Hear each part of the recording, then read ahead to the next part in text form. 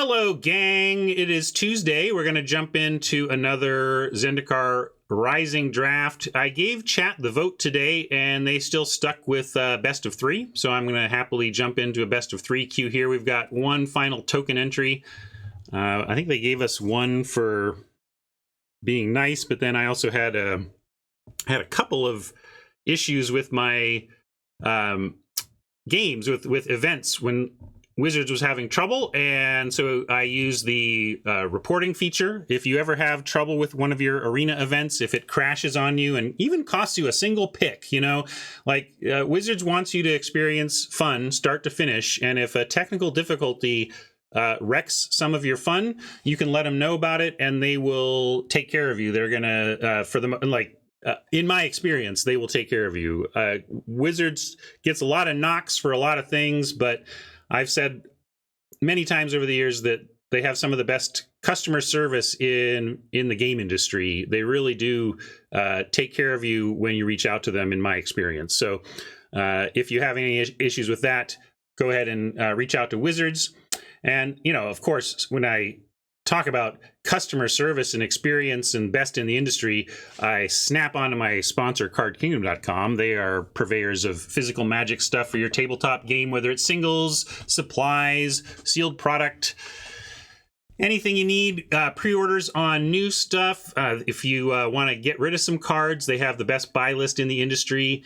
Basically, if you're a heavy Magic player and you buy cardboard, nobody is going to earn all your business. That if you found someone that you don't go anywhere else, I would be very surprised. I kind of think you're doing it wrong at that point. But you're certainly doing it wrong if you're not including my sponsor, Card Kingdom, in your research when you're looking into what you need, where you can get it, and who to get it from.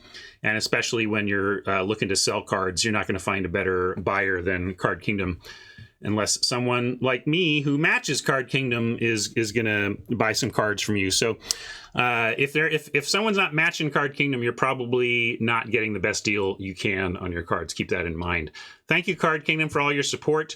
I'm going to hit this token entry here, hop to the draft view, and get some of these sweet full art basics. I like that.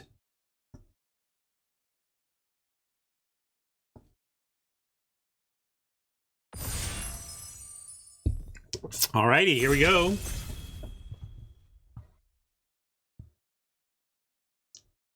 I like early action is fun to solve this puzzle together. Love listening to what my community has to say about the cards, and really helps inform me. I ain't too proud to pick the brains of my awesome community as I'm trying to find my way through here. Waiting on one person, it looks like. There we go. Got a Lotus Cobra in the rare slot. In limited, it's fine. It's good ramp. It ramps. We could take Stampede instead. We know we do love these double-faced lands, as we were just talking about. What we got here. This is a pretty good warrior, right? Whenever target creature opponent can't block. Okay, this is a can't blocker. Yeah. I think I'll hold on the Cobra. Maybe I'm just being constructed-minded, and that this isn't that great, but it's still a 2/1 for 2 at its baseline. Being a 2-powered bear is such an excellent baseline for a card, and in this case, the potential to ramp is really nice. I don't see it if there was a strong piece of removal, like a really strong piece of removal, I think I would take it, or an extremely strong flip card. I think we can justify this to see how it does.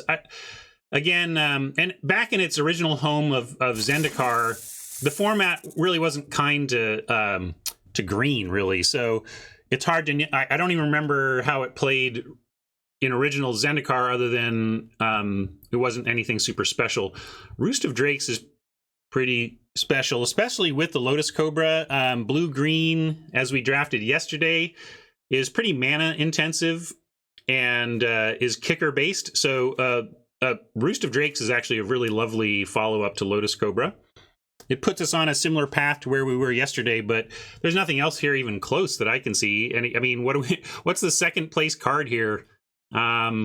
Cinderclasm is interesting to me. There's so many 1 toughness around. I feel like, especially in best of 3, this could be a thing. But I'm happily going to take Rooster Drakes, just kind of looking at the rest of the pack and seeing how not close it is, really. Yeah, Adventure awaits, but that wheels, right? Like, this pack drops off spectacularly right after that Roost, which is good for us. And I see... I got excited, but this is actually, for limited purposes, one of the least interesting, because it is just a land. It's a land on both sides, but it's a dual land. Do we want it over something like just an adventurer, though? This isn't on plan for blue-green kicker, per se, but it's also fine. It's almost always going to be a 5/5 vigilance for 5. You know, so... But you could also just take another 2.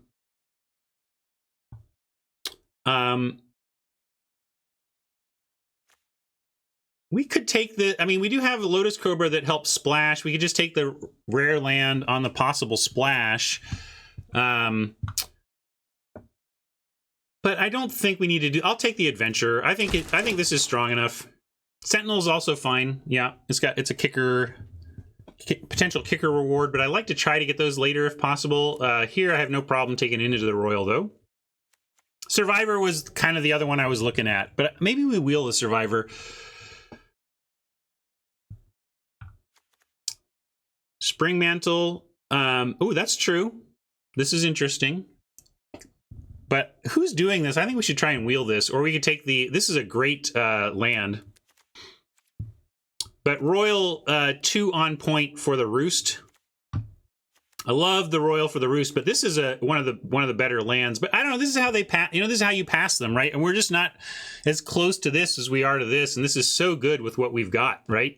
So we got to pass a great DFC, but the reward is an excellent card for what we're up to here. Cleric of the Chill Depths is a fine 2 to buy you some time to do all your nonsense. So is the Squid, really. Similar thing, although this may be even better. I think I maybe would rather have the Squid that can attack a little better. But yeah, I'm getting there. I think Visionary is actually where we want to be. It's the most solid card here. It sets up for the turn 5 Adventurer. So... Flip says Visionary's a trap. Interesting. Tell me more, Flip. You just think it doesn't do enough in this archetype? Interesting. We got 2 people saying this is unimpressive. I'm taking it, and the people unimpressed can tell me all about it. Again, I'm listening. I'm listening. Smart people in my chat. I want to hear. We can take this one. Kind of getting married to the green-blue. I don't want to be drafting the easy way here. You want to chill? Are we going to get enough wizards? I guess we're in blue. We might get enough wizards. Yeah, this is not exciting.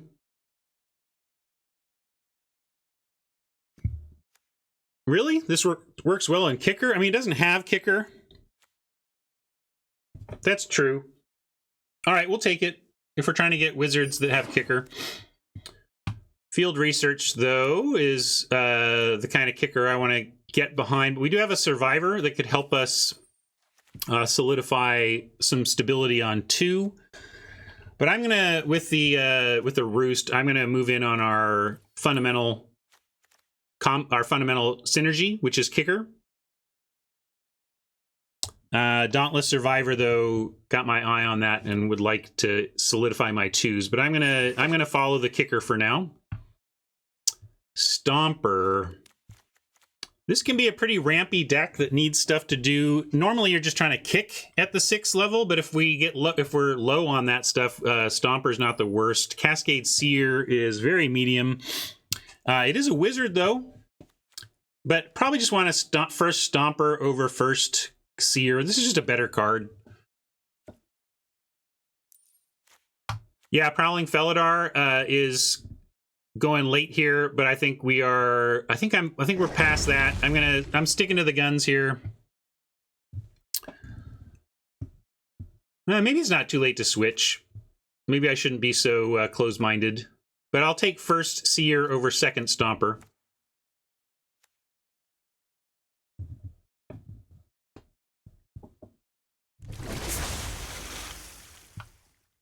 Adventure awaits. Here's this Ascetic. I passed one of these before. We can take it. I mean, we'll take Shell Shield. This is very replaceable. Shell Shield is at least a kicker spell that and these types of cards are interesting designs because they're supposed to be here for us. If nobody else is doing the kicker thing, this should be here for us. That's the point of these cards, is to make it to the people who want them late. And look, that Survivor did wheel. I'm very happy to see that. We're going to take this 2 over this 2 for sure. And it's really, you know, we got a Warrior, we got a Wizard, we got, didn't we get something else too? And yeah, we got another Wizard here. So we're actually starting to, hey, look, this did come around. There's a Chilling Trap that we could get for more Wizards stuff. But I'm going to take the Cleric. Ooh, and the Squid came back. All right, that's good to see. This is good. A couple of last picks here, late picks that are a good sign for us. Soul Shatter. Each opponent sacrifices a creature or planeswalker with the highest converted mana cost among creatures and planeswalkers they control. So get their good thing, get their biggest thing, most expensive thing. That is a really interesting... Yeah, Wiley Beckert is a relatively new Magic artist, but producing some incredible stuff out of the gate. Is it stuff we're taking here, though? It's good. We want to splash it? We do have the Cobra. We could take it and try and splash. We do have a Royal Mage, though. And I'm feeling like we should just stick to the plan.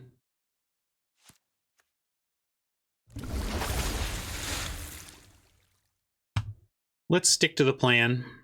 Sproutling sticks to the plan a little bit more than Royal Mage even. Here's another of these flip lands, but this is right on plan. Wind Robber, you say? Well, I don't like this card for our deck that much. Hodge wants the Deadly Alliance.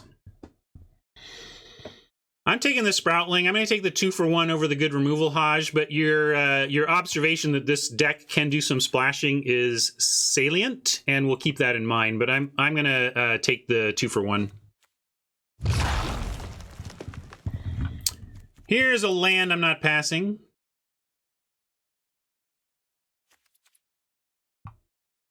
Maybe we'll get this Survivor back.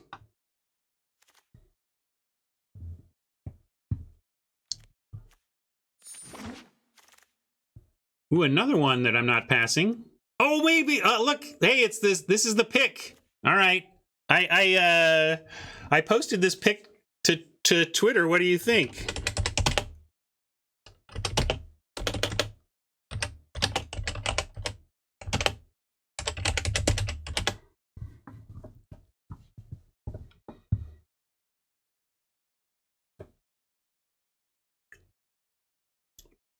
I took the Familiar in this spot before, but I want this Bubble Snare too. I'm going to take the Ambush today. I didn't, in the last time I had one each of these already, and I had actually several flip lands. In this case, I think also to try out the other direction. Want to do that. So here's a Visionary that a Wizard that enters when we, that draws when we enter. Here's a Wizard that draws when it dies if we have another Wizard, but it has flying. I like the Flying Wizard because I think we're going to end up with enough other Wizards that when this dies, we're largely going to draw, and the flying is worth it. Yeah, that's true. We have a small chance of wheeling the gold card if nobody else is in it. And hopefully pack 2, pick 5 or whatever is too late for somebody to get into this deck if they're not there already. Here we'll take a Rabid Bite over a Deliberate or something that technically has kicker but isn't quite for us. Wouldn't mind a Broken Wings for the board / main deck. There's a lot of equipment in this set and a lot of removal, enchantment-based removal. Yeah, it's a somewhat late war leader, but that happens with gold uncommons, which is why Hodge was saying, you know, take the land. Maybe, just maybe, because of the nature of these cards, maybe you wheel it because nobody else is in it.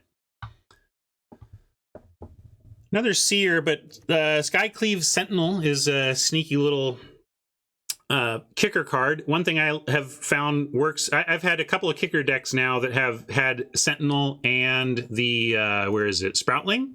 And it can be fine to play the Sentinel on 3, block with it, trade with anything, and then get it back via Sproutling to make it a 4/5 finisher. I've done that sequence a couple of times so far in the format.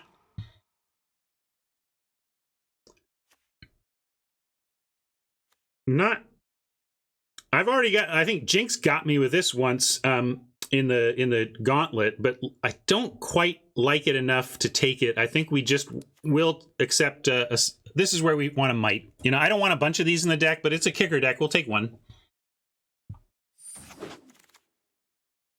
Glacial Grasp is a fine pickup here. This is another great design in the I think Luis was talking about this too on the LR set review.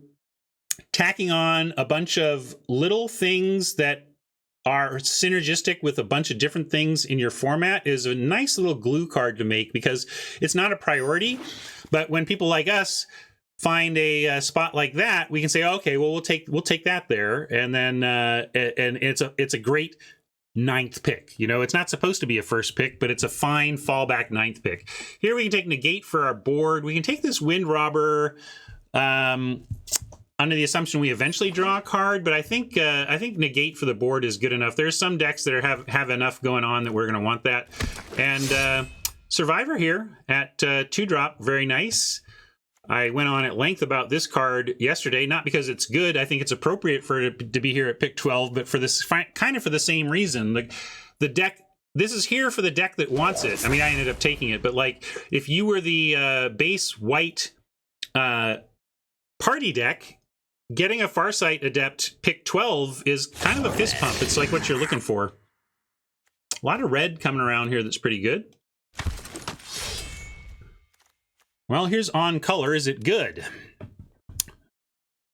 2 and a green for a 2/2 ooze. When it enters the battlefield, put a +1/+1 counter on target creature you control. So it's at least a 3/3 for 3 with counters. And when it attacks, put a +1/+1 counter on each attacking creature with a +1/+1 counter on it. Obviously, this works best in a +1/+1 counter themed deck, but we're going to take it. I mean, it's a 3 without any help.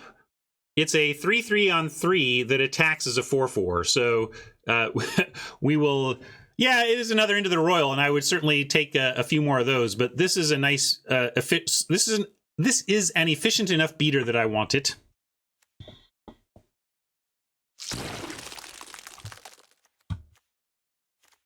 Another rare. This time, Thieving Skydiver. Oh, it's got Kicker, Flying, Kicker X, but Kicker X can't be 0. Does that mean, okay, you can play it without it, but you can't kick it for 0. When Thieving Skydiver enters the battlefield, if it was kicked, gain control of target artifact with a converted mana cost X or less. If that artifact is an equipment, attach it. So really, it's a 2/1 flyer for 2 that maybe gets something done. But we can also kick it for 1 and just to get the kick. You know what I mean? Like, even if there's nothing to take, I think we could pay 3 for this just to trigger our kicker rewards, right? Well, that's not going ham. That's drafting a 2/1 flyer for 2. Like, so...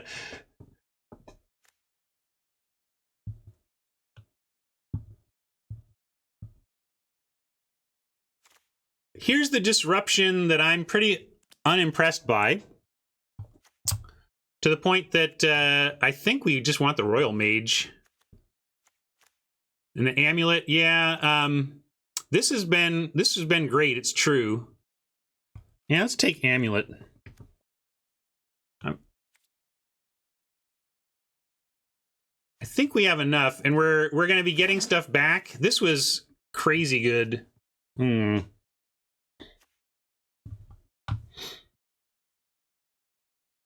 Here's another wizard. Take this elf wizard, though. This has been interesting. Yeah, don't worry about the far sight.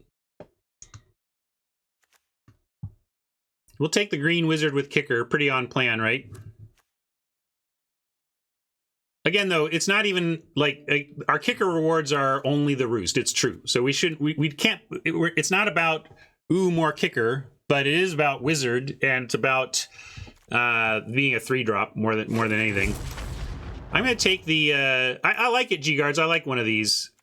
This is a nice solid, but I'm coming up on this. I think having one of these is fine. Actively good. Now, vision, flip land versus another royal mage. I do want multiple royal mages, but I'll take the vision here.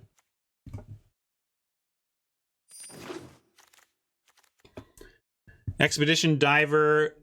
This is another one of those flying wizards, and we're not actually that full at 4, so I really like picking up another 4-drop wizard here.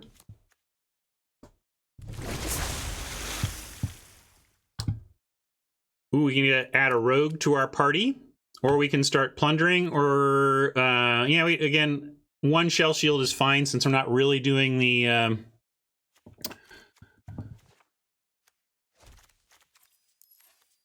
kicker payoff per se.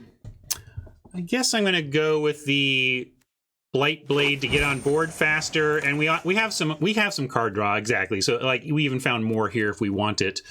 We could also take another Dauntless Survivor, but we're doing pretty good at 2 actually. So I'm going to take the Field Research.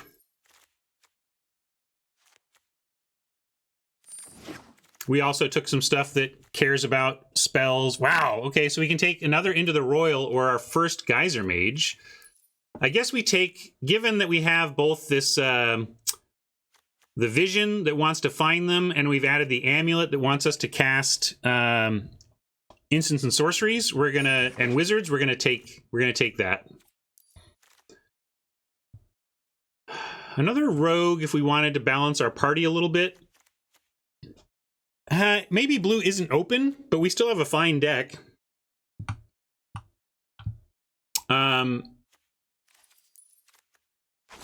I took the Snarecaster over the Seer, not sure about that one, but actually with the second adventure now is pretty good. We have a nice assortment of party types.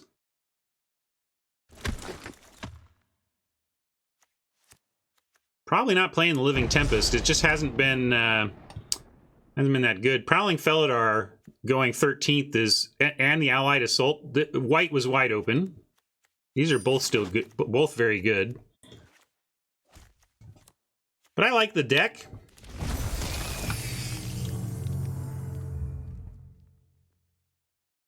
Yeah, I don't know if it's good, but hey, look, we already got some gem grind too. That's must have taken some rare that. Oh, I think I crafted. Oh no, I didn't, because it didn't give me 40. Some rare I took. We had 4 of, I guess, because I did build some decks on this account.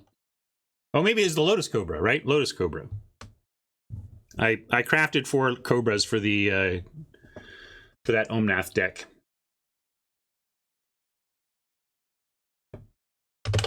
Looks like some of you are all over that.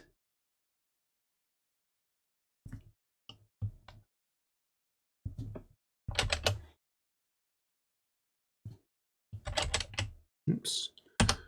One sec, I'm updating my spreadsheet info, trying to be better about that a little bit.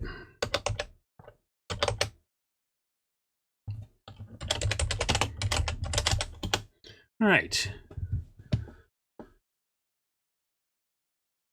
51 cards, ship it. I don't know about that. I'm going to do what I've been doing these days, which is moving all of my land spells over next to the lands to assess them over there. 17, 18, 19, 20. So we can probably go 19, 18 as a starting point on these.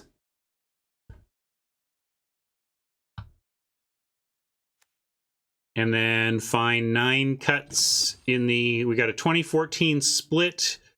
What's our instants and sorceries? 12. So that's instant sorceries and wizards is what we want to look at, really. 8, 12, and wizard is 6. Okay, 18. Like, right now in the deck, there are 18 ways to trigger this amulet. So we probably are going to cut some of them. One question is how many, what number, if we drop below, right now we have 18. If we drop below 18 and get to N, what is the N for triggers for amulet where we decide not to play it? That's that here. I'm curious. This is an amulet poll coming. I want to phrase it right though, and I'll put it in the chat. How many triggers before you will play this amulet? So how many are needed? And then I'm going to run a poll. And I'll actually compose the poll so I can do them back to back. Poll 45. Let's say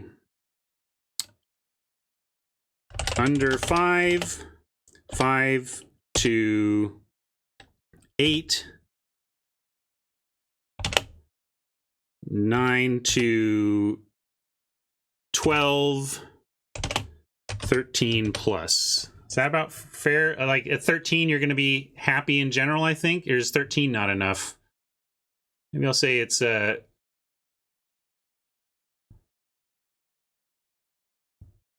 I don't want to make it obvious, you know what I mean?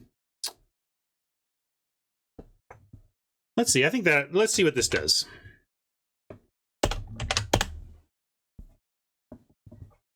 I think obviously at 18, we're quite happy. If we kept all 18 of our wizards, spell, and instant and sorceries, we'd be thrilled. So I'm just curious where people think the line is.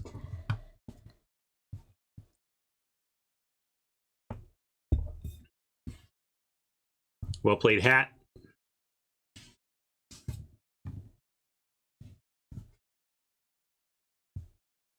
David wants 13 plus. I think I'm in 9 to 12 or 13 plus, which is why I kind of put the line there. I wasn't sure whether I think I needed 13 or more. I think I really want... Yeah, interesting, Haj. Like 12 is too few, so you're straight up 13 plus. I set the line perfectly for Haj. So right in there. All right, we'll keep that in mind. Thank you for your thoughts there, gang. Curious about that one. You think 12 is... Yeah, that's what I mean. So you might have 13 and decide not to, but 12 is bare minimum. Is that what you're saying? I just was like, that at 13, you'd be happy.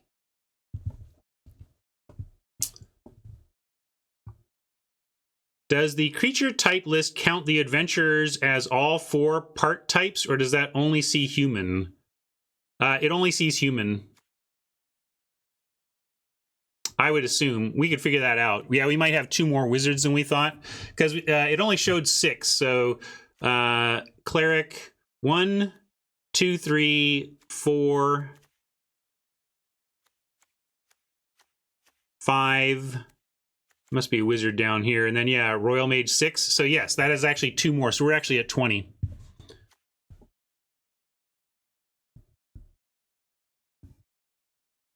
Okay, so now let's get on it. I think we can cut this grasp as being not...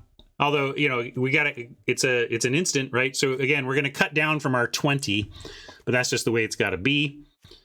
I think we have enough wizards for the chilling trap. Maybe we can actually cut the shell shield. There's nothing... We don't have any one creature that's like, if this lives, we just can't lose, right? We didn't get a bomb creature like that, per se.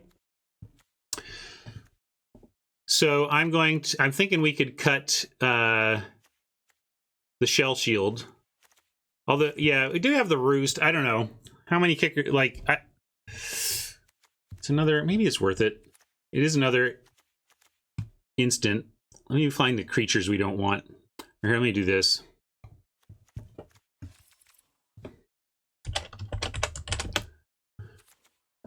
Let's do it this way. And then again, look, and we have 20 creatures. Want to cut some, Like, we can probably cut the squid. It's fine, but we ended up with solid 2s. We have 1, 2, 3, 4, 5, 6 creatures we're happy to play on turn 1 or 2. We also have an amulet that we're happy to play on 2, and a roost that we might play if we were desperate, but we don't want to play it there. But we have like 7 1s and 2s. So I think, yeah, we can cut squid as a non-party creature. We're going to keep this ooze, though. Too good. Sentinel could go. I do like how it gets back. Okay, looks like I got an update to make. I'm going to say done.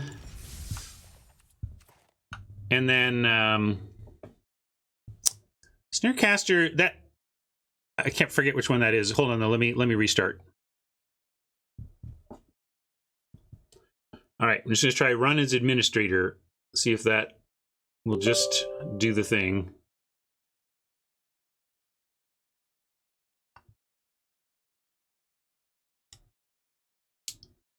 I forget what the Snarecaster does. Which one is that? Is that the lure creature? Is that the reach? Okay, yeah. I'm happy to cut that. It's a fine sideboard card, but we don't even really need it because we have our own flyers. Although I will say, you got to have the job taken care of flyers. With every deck, make sure you can answer the question, what if they are successfully racing me with flyers? What am I going to draw to solve that problem?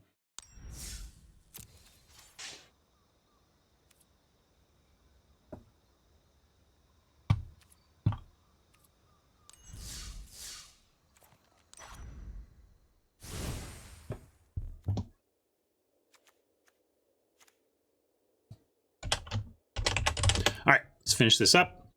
7 cuts. Not cutting our field researches or these. I could maybe cut a mite. Really, I want to find some more creatures to cut. Oh yeah, we were talking about the Snarecaster. That can go.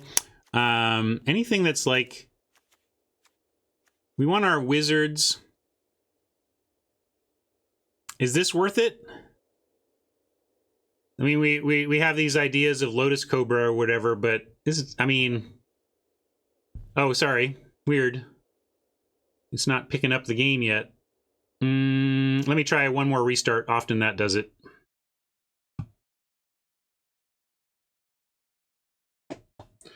Yeah, Gargoyle was had my eye on the Gargoyle as well.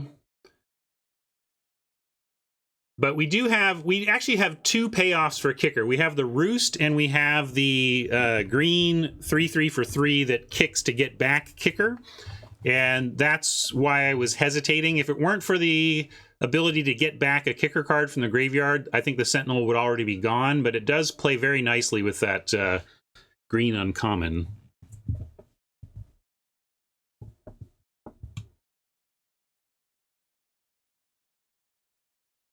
Looks like it found it this time.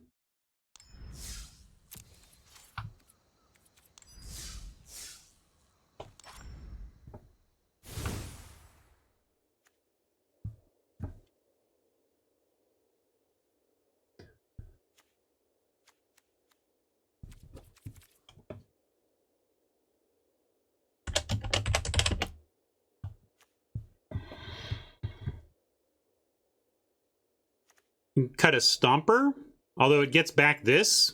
Like, Stomper getting back Symbiosis is very nice. Again, though, I was saying cut this Cleric. It adds it adds some party action, but I don't really care if we have a Cleric.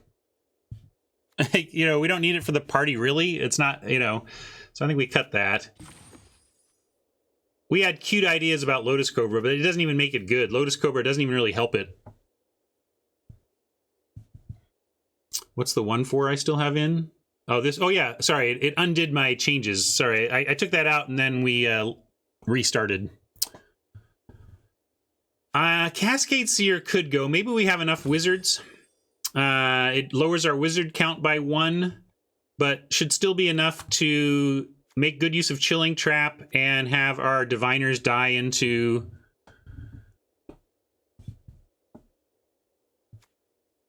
into that. I think I already used Pinball Wizard, or we should wait until...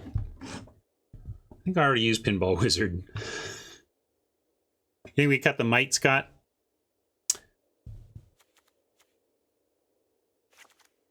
We're close. Cuts are getting harder and harder. What?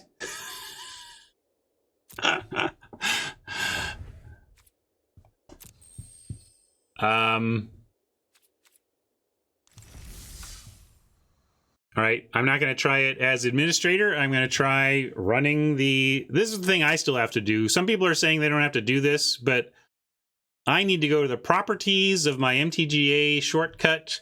I need to open the file location.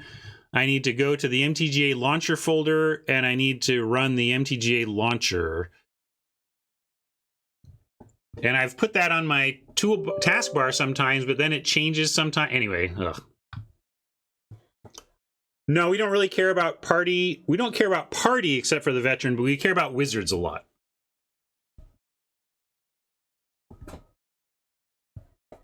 Looks like this is working, though.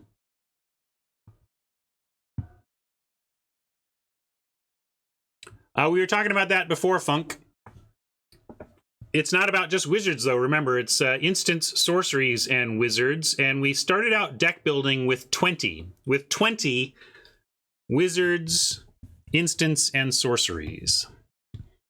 So we've cut a couple, and we're down lower than that. But we don't need that many for that amulet to be quite good.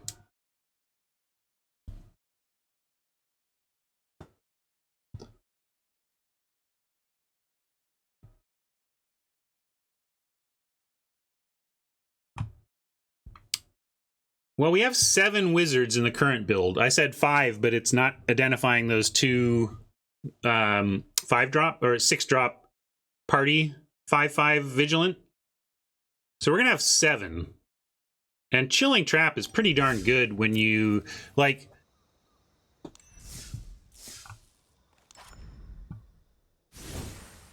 If this just said target creature gets -4/-0 until end of turn, draw a card.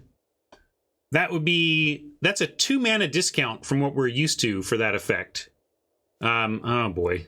Fine. One more time. One more time. This time with feeling. Seems to usually catch the screen grab on the second restart after a install there.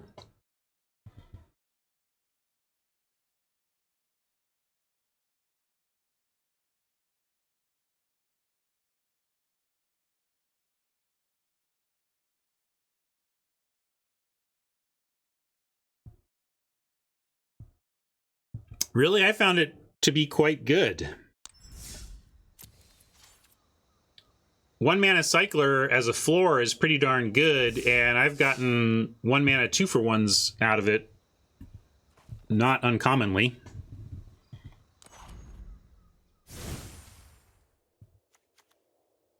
Trying to finish this deck and play, I swear.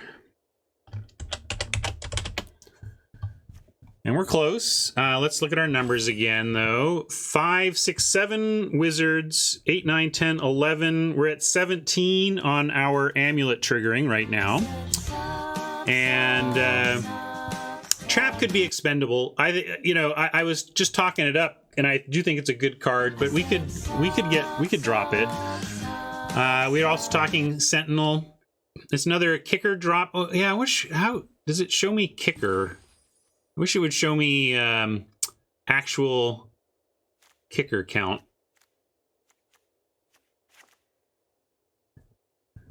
Thank you, Raytrigo, for the sub. Appreciate that. And Grain79, appreciate yours as well.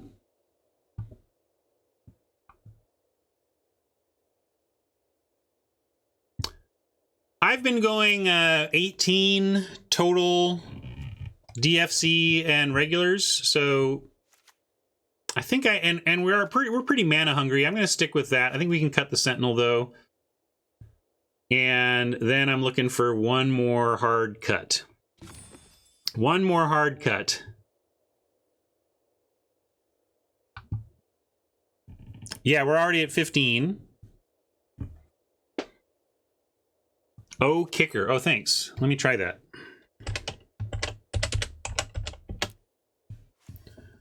What does the O mean? Maybe it'll tell me here. O. Oracle text, rules text. I got it. O means Oracle. Got it. Rotate is there. Good tool to have. So 1, 2, 3, 4, 5, 6, 7, 8, 9 cards with kicker to support the roost. Yeah, that's good. I'm liking where this is going. We just need one cut. One stupid little cut.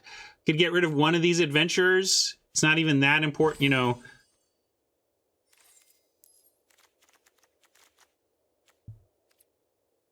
One dauntless survivor.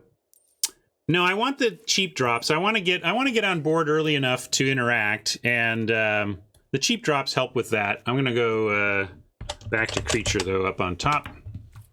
I want all these cheap creatures. I could give up. Oh, how about the Stomper? Basically, I think it's the Stomper or one adventurer, and it depends on how valuable you think bringing back Turn Timber is with the Stomper potentially. I think these getting down, in this range is better. And then our top end, our expensive end is like Symbiosis and kicking stuff. Well, here, I'll poll it. Looks like this will be our final poll, then I promise we'll get playing. This is what are we playing? Here, I'm going to, in fact, here, I'll cut them both as a way to express it. So I've cut the Stomper and this adventure, and we're going to put one in. So what are we playing? Okay, no, I'm not going to put Survivor on the poll, Hodge, because I don't care if chat thinks that this is correct. I don't think it is, and I'm leaving it in. So I'm leaving that in. Your choice is to add Stomper or Veteran.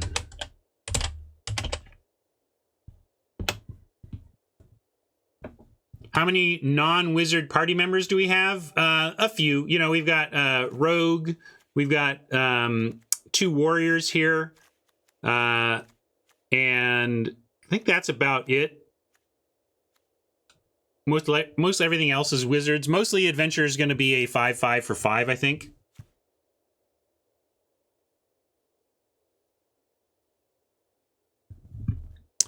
Something's got to be cut. What do you want to bring in? What do you want to cut for it, Media? I'm listening. All right, people want the Stomper. We can try that. Media wants the Might in over the Stomper. But you talk about it, I'm gonna get going. I really want to play. Well, we disagreed on this before, Media. You've been very down on the Blight Blade, and I don't know why. You've not yet explained to me why you're not okay with or maybe I missed it. Maybe you tried and I didn't hear, but like, I've been so happy with the Blight Blade. I've held off armies with a Blight Blade. Terrible. Media, I think you are wrong on this. Terrible is just... What? Like, it works so amazingly with Rabid Bite. Like, I don't know how you can call this terrible. I mean, we can be a little bit in disagreement on its power level. I'm just surprised to hear you say terrible, and it makes me wonder what I'm not seeing. Because I respect Media's opinions a lot. Anyway, we're going to go and try it, though, and maybe it will prove itself in play, and I'll understand what Media is saying by the end of this event. Let's go... what are we calling this? We're back to this. We got an amulet. We're green. We're oozing. Oh, I like... What was... Somebody had a good name. I don't know if it was... What was the name I liked that somebody had?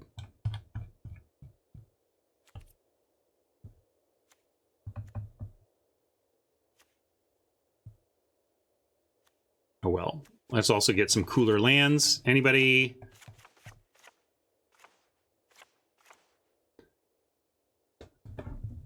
Oh, looks like I'm behind on some stuff. Profit and... Oh, full art Zendikar lands for Krauser. I'll see what I've got. I don't know if we have all of them yet.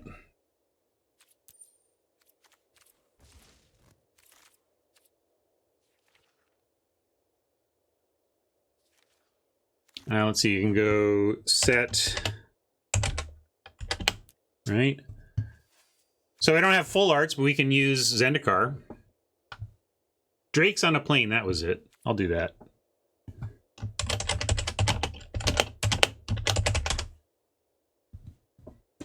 Got the Cobra and the Drakes.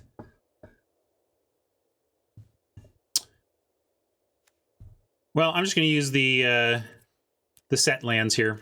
No biggie. Nobody wants them. I'm going to return your basic land since I don't have the ones you asked for. And I got a couple meme machine requests here for the gem grind earlier.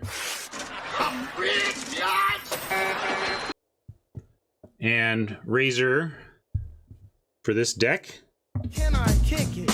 Yes, you can. Can I kick it? Yes, you can. Well, I'm going. Go on. Wizards of Ooze is good too, but I'm going to stick with what we got so we can get to playing.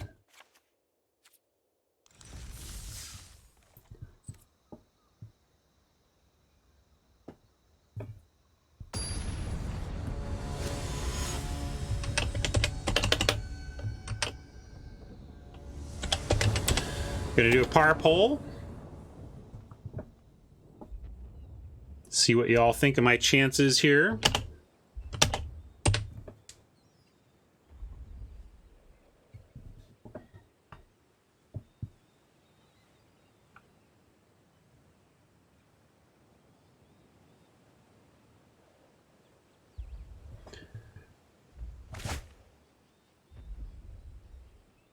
Rough start. Can't really keep this. These days, when I see this kind of opener, I'm like, no problem. I'll just play one of my... Oh, I don't have one.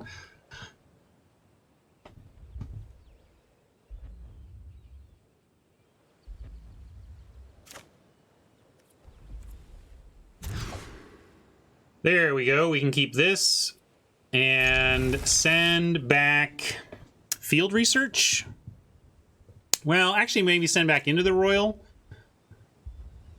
Field research, we can for sure cast it, but we're one land away from being able to cast Royal, which I like better than the research here. So yeah, I'm gonna assume that we're gonna find one land before turn 4 and be able to fire off this Royal.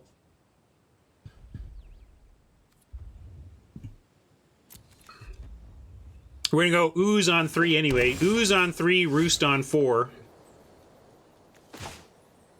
And we could be greedy and play the island, but we may find a 2-drop. We got a lot of 2-drops, so I'm going to go ahead and play this as a land. Thank you, CB Live. I did do a restart here, so... Actually, that might have done it. Hold on, I'll restart it. Ugh, I thought I had it pinned, and then it goes away. Of course, punished by the forest draw, because we could have kept our cool little fight spell, but did what we had to.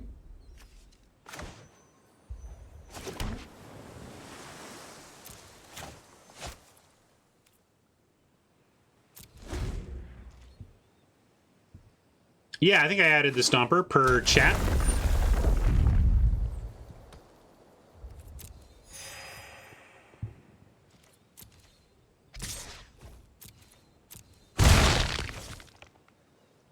Doubt they're going to play anything we would be willing to Royal. But we're on the back foot a little bit. A lot about our game is going to come down to... whether or not this Ooze sticks around to attack.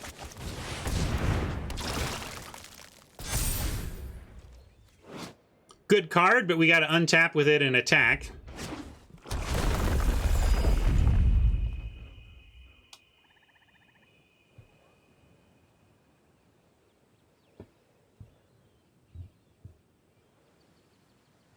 And we'll see if they stay back to block and what kind of mana they leave open.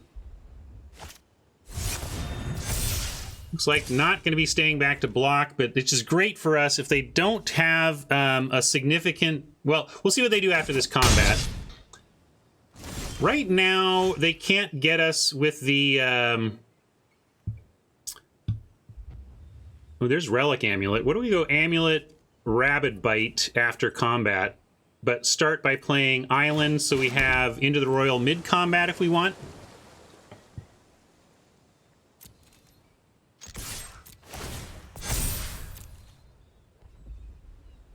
Yeah, Vanquish would have been used right there. That's why I wanted to attack. I mean, we couldn't really do much about the Vanquish, but if they had it, they would have had to use it there, and at least clears up the rest of our turn.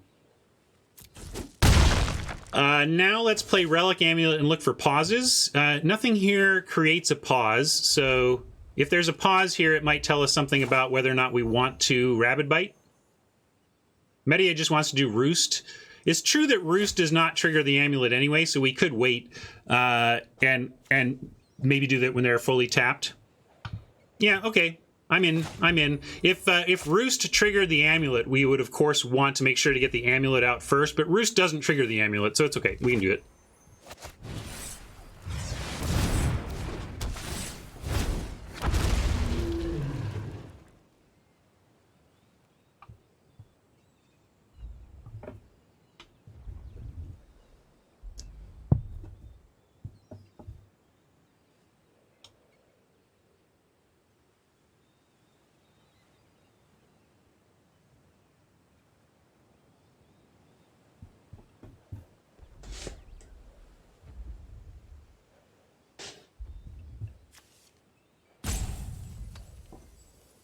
I'm enjoying the set so far, and this is one of my happiest places to be, the blue-green kicker deck. It's early, but it's a style of play I really like. It reminds me of, again, of Dominaria, and surviving until you can do dumb stuff with lots of mana in the late game.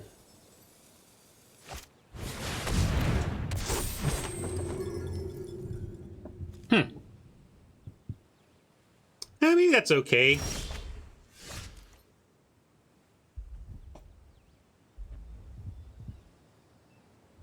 We could attack and blow him out on the double block with Into the Royal, but we wouldn't have it yet with the Amulet. I kind of like Amulet Rabid Bite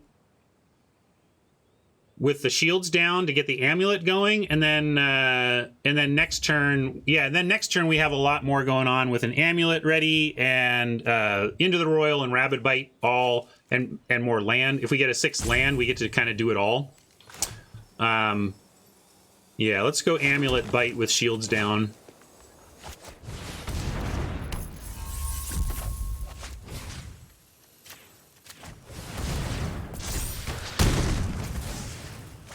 And just attack with a Drake and wait until we can be more defended with an attack on with the Ooze next time. Into the Royal kicked next turn. Be very good with the Amulet. If we draw a land, we can kick Into the Royal and do 2 damage with the Amulet. Right now, we can't kill anything with that, but getting there.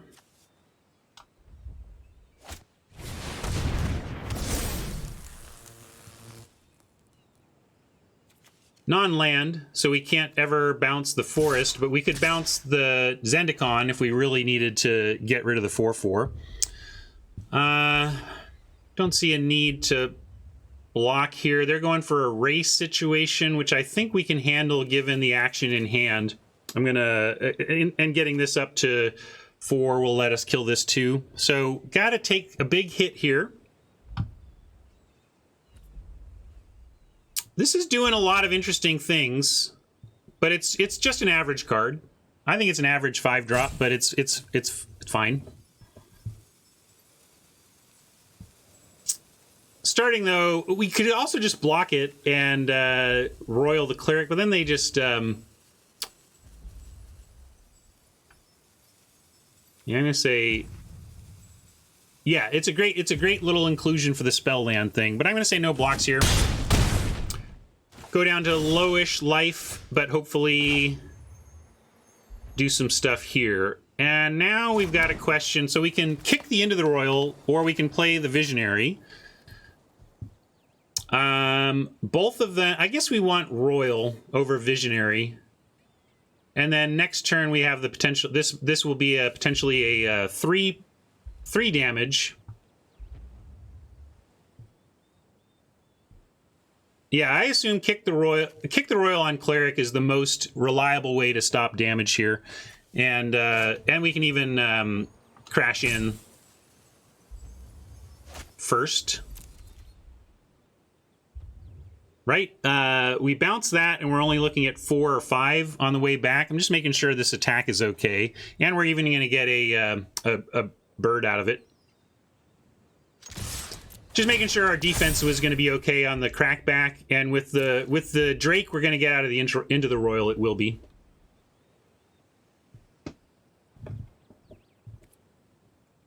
Yeah, we can also amulet Drake block. They're playing green-black. They can't really give... Does green have any hexproofing? Because we can just wait and do this all on their turn, too. Maybe they'll do something.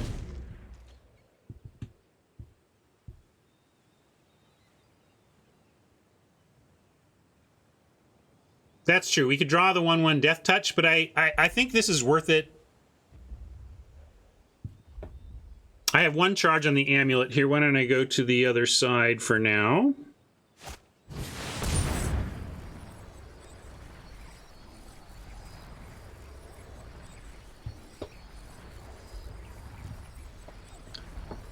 Okay. This is actually great. We can royal back the cleric. They can't cast it this turn. No, I'm not at force anything yet. I was asking if anybody had any, like, I would never play this color type cards, but nobody had that either. At least that I noticed.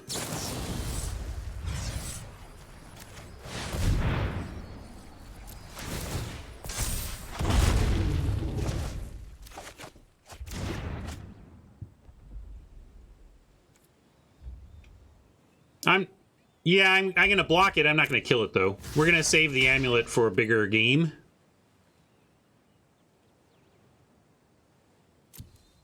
Yeah, maybe I missed lethal because I'm playing board control here.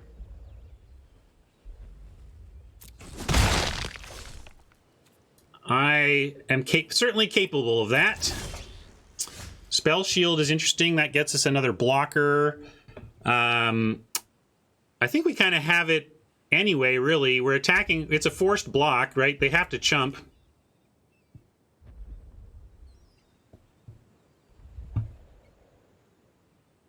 Oh, yeah, we can just do it now, right? Never mind, I'm overthinking. Well, we can kick it, but we use all our mana, so let's see if we can just get there this way. Can I kick the flip?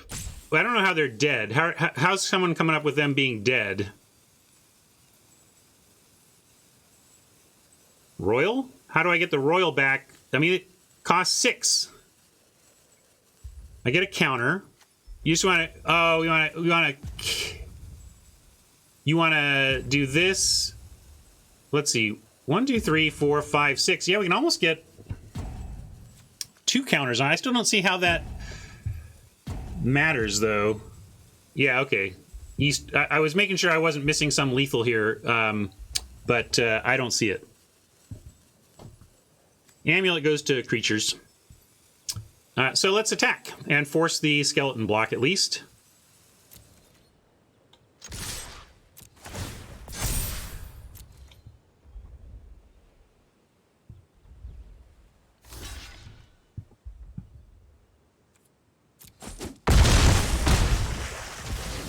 Ah, sure. Yeah, if it was Geyser Mage, then we would have had lethal for sure. Yep. As it is... I like, we can Royal Mage, kick this, and have a chumper and basically an inevitability. So I'm just going to kick the Royal Mage.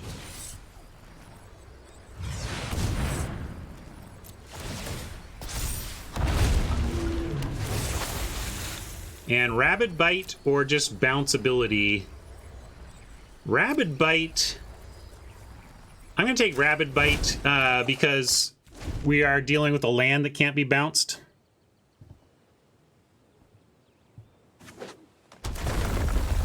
Do we need shield up? I don't know if we need shield up. I think they're in a bad way.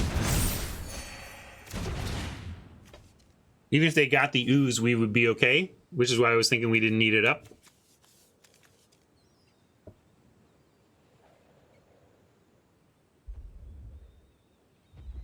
Why not lethal where, D? There was a suggestion of on the end of their turn bouncing and getting in that way, and I just didn't see that option, but there was no lethal on our turn. Why punt?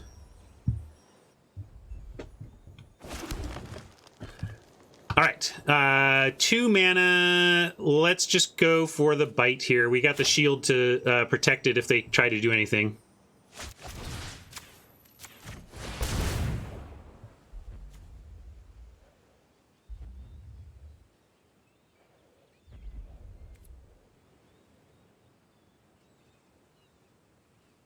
Well then, D, why are you asking me questions I answered at the time? I didn't see that, he said. Then D says, why didn't you do that? Unclog the ears, D. All right, we got the game anyway.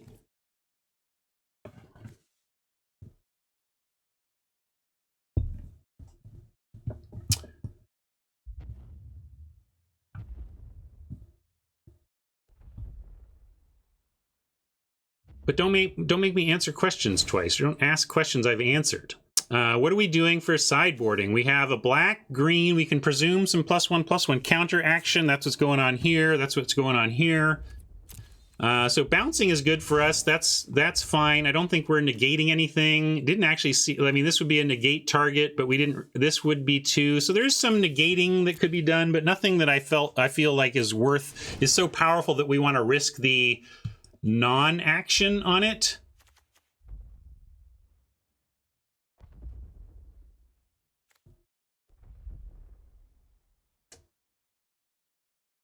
Yeah, negate could come in.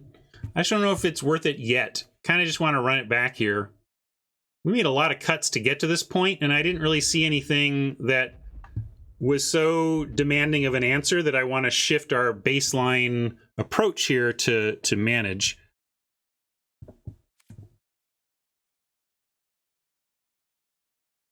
Yeah, they have some spells. If you wanted to bring in the negate, I would ask yourself what you would cut for it. And then when we see that cut, we can see if we'd rather have it be a negate.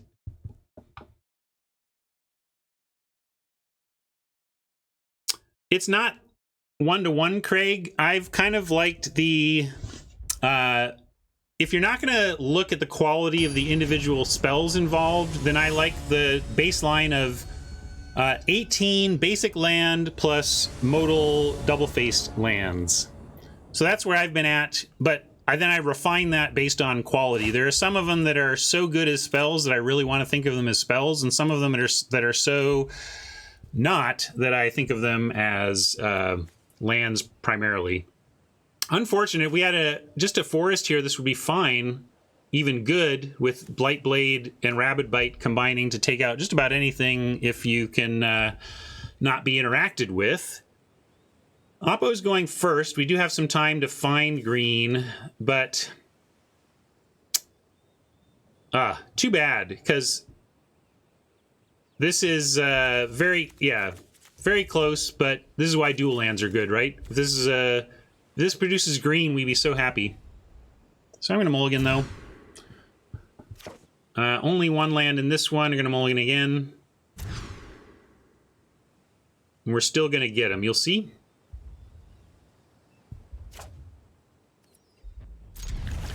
I have to cut the vision here and really cut one of these lands and just hope that this little tight package of a couple of 2-drops and a removal spell is enough. Yeah, we can use vision, but the thing is, I guess we take, like, if I take this, I'm just literally playing it on turn 1, right? I mean, if we take this, I suppose we find, like, what if we find a 1-drop, though? All right, I'll keep the vision because we have the Stomper. That's a fair point.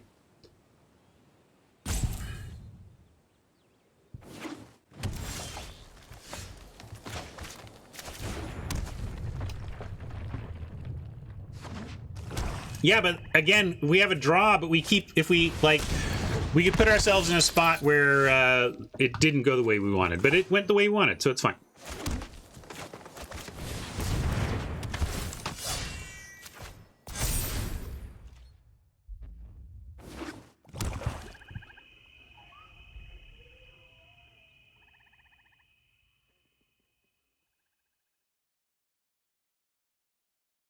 We could have drawn the Death Touch Rogue, and it could have been a little awkward, but it wasn't that bad.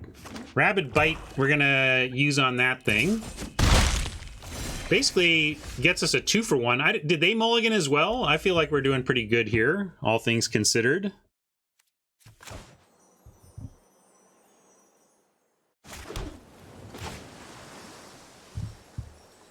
Yeah, I'm being greedy that we might want to get some kick value out of this. That was my thought, but maybe I should have just done it for that purpose. This is fine, though.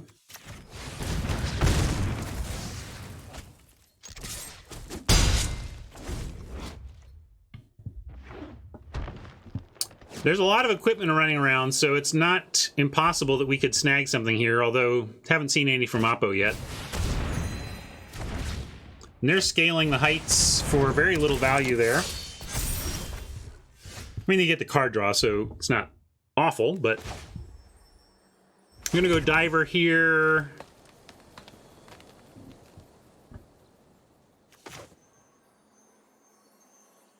And I guess we just pass. I'm thinking you don't want to offer the trade.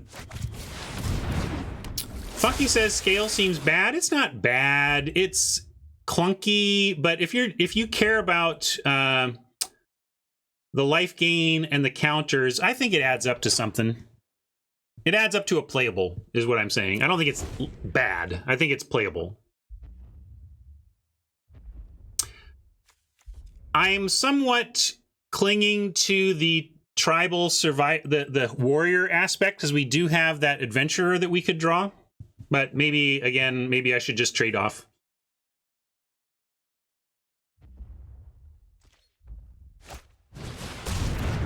I kept the flip land because chat pointed out that we do have the Stomper that allows us to bounce it back.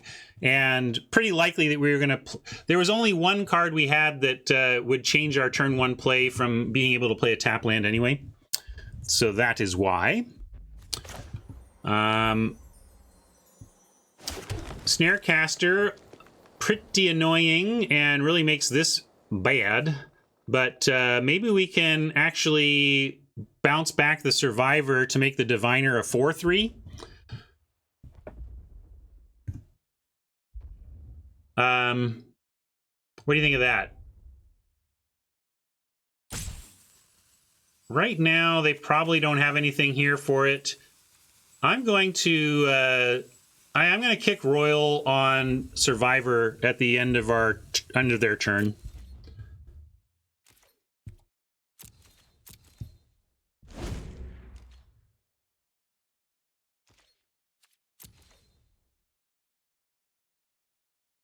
There's a lot of risk here, though. If they kill the Survivor out from under the Royal, we basically get harmed badly. Oh, this is interesting. Surprised they're sending the 1/4 given the Expedition Diviner, and I'm not sure what they're trying to do with that. I think I'm going to block with the Survivor on the 1/4 and try to draw something out of them, and then respond by bouncing our Survivor anyway. I mean, I could block their Survivor and force something. Maybe that brings it out more.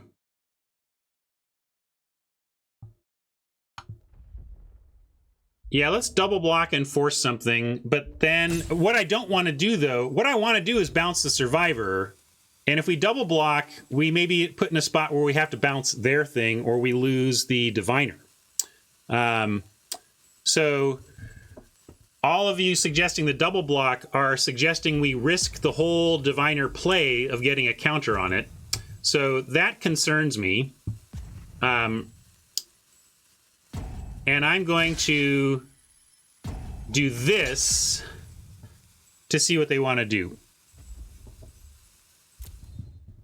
I think they go for some sort of pump or kill here. I don't think they didn't want to trade before. Now suddenly they want to trade. This attack only makes sense if they're planning to do something. And again, I don't want to double block because the double block basically, once they do something in response, takes away my play of into the Royal, the Survivor, to put a counter on the flyer to give us a 4/3 flyer. I don't want to risk the Diviner.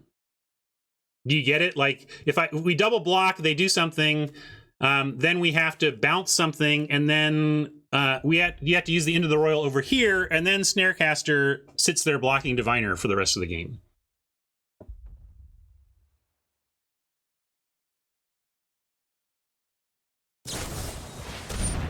That's interesting that you don't care about it. I mean, they're almost out of cards, and it's the difference between us having them on a 4 damage per turn clock versus being at parity and staring at each other. I really think you need to go for these types of advantages. It might not get us there. We might not win the game on a 4/3 Expedition Diviner, but we need to turn the game from stable staring at each other to our advantage.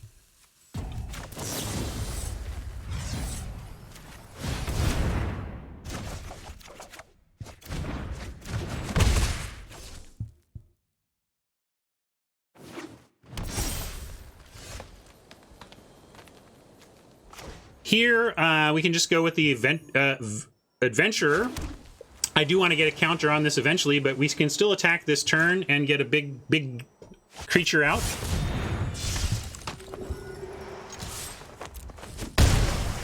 Must have been a misclick. Yeah, there's no reason they shouldn't have put a +1/+1 counter on their Survivor.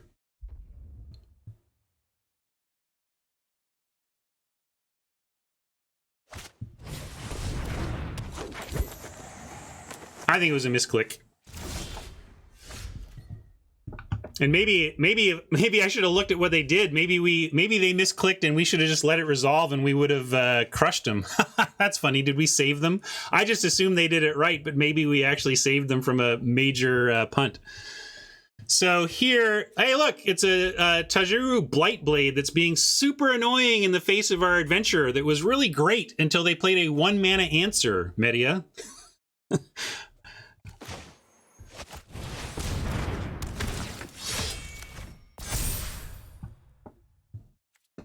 And I'm going to go spread it out a bit. Well, actually, this Skydiver doesn't get through anyway, so let's just make this one bigger. All right, here, I'll move back.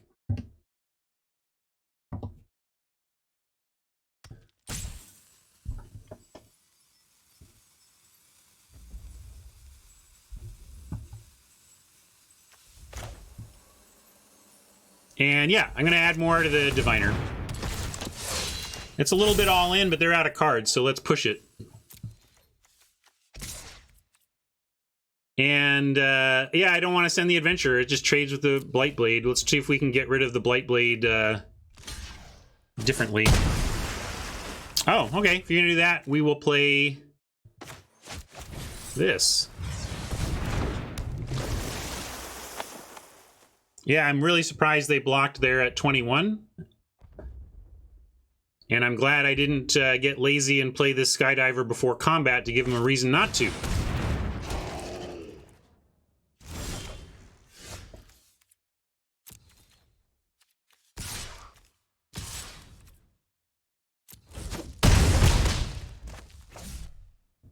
Sandbag the land for right now. What would you recommend as optimal for someone that's new to draft and probably won't win much in events? Long term, I recommend playing against humans, but as a new drafter on Arena, the quick draft against bots is fine. You draft against bots and then play against other humans who drafted against bots. But the nice thing is there's no clock, no pick clock, so you can take as long as you need to figure out what your plan is. Yeah, we can just trade here. It's not doing anything anyway because of the Blightblade. Why not?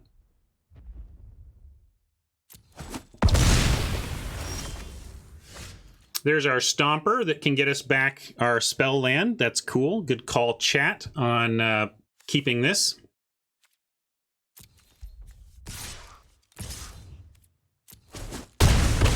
Doesn't look like it's going to be necessary, though.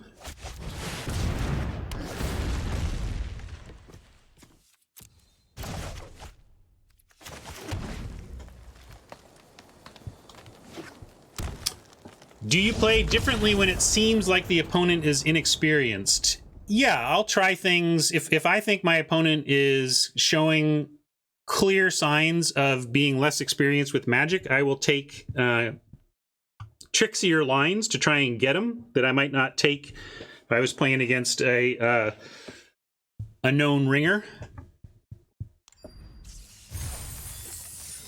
It really is more fun to draft with humans, but if you're so Arden Crimson is asking about how to get better as a new player who's losing a lot, and really the nice thing about the bot drafts is it's still, while it's not as good as humans, there is still fundamentally a puzzle that happens every time, every pick. Here's a bunch of Magic cards.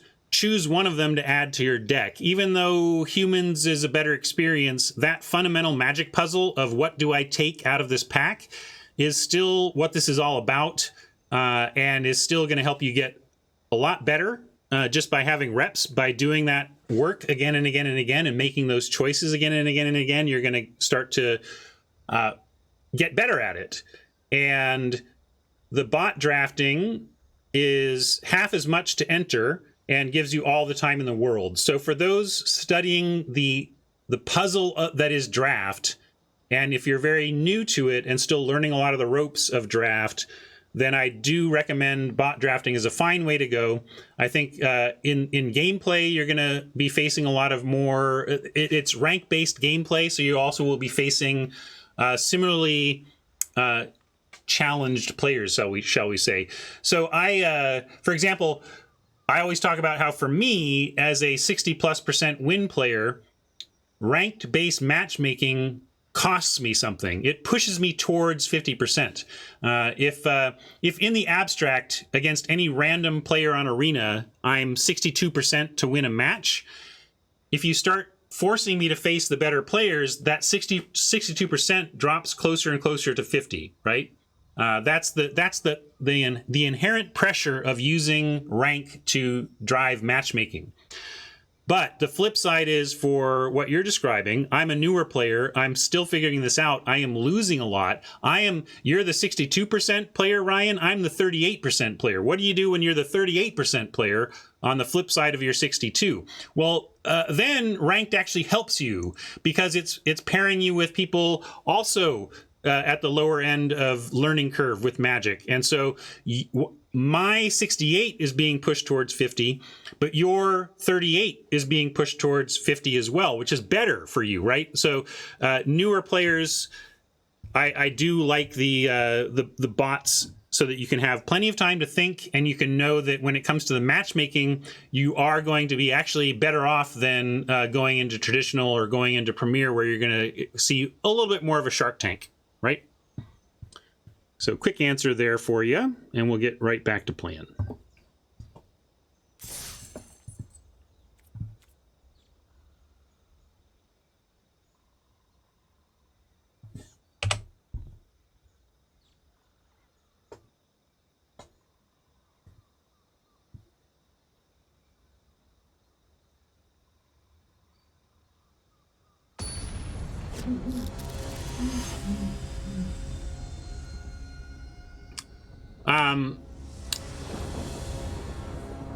Greenelberg says, thanks for the answer, and yeah, it's totally true that in person it's the total opposite. I would never take advantage of a new player in real life. It's no different for me in terms of what I was talking about. I would never take advantage of anybody in the sense of being immoral, but there's nothing immoral about running a bluff in a game of Magic. I'm just saying I will run bluffs that are a little more obvious, because I think they will be more likely to be successful against a newer player. But I want to be clear that I don't consider that, quote, taking advantage of a new player. It's taking advantage of their lack of skill to get wins, but that's the game we're playing. We're 1-0 with the kicker deck, and being sad again at the lack of green. Oppo going first. Boy, show me the forest on top, and this hand is kind of beautiful, but I'm going to mulligan. I'm going to try to mulligan. All right, we can keep this. Ditch an island. And not be super happy about it. If we get run over, that's not great. Into the Royal as desperation protection against early action would be good. I'm not going to play the Roost for no value on 1 just because we can. We're not kicking anything anytime soon.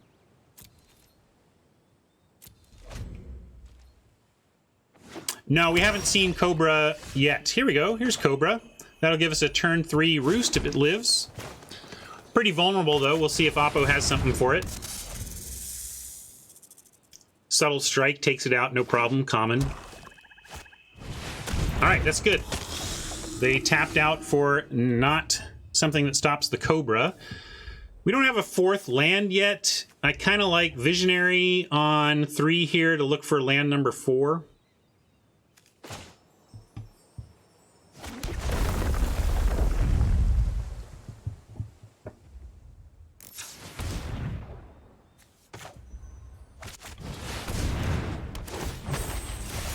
Hey, there's land number 4. Great. We will not be offering Lotus Cobra for the High Priest. Will we offer the Visionary? Maybe. Let's see what else they do. Okay, okay. I think we just get rid of the Stomper. And...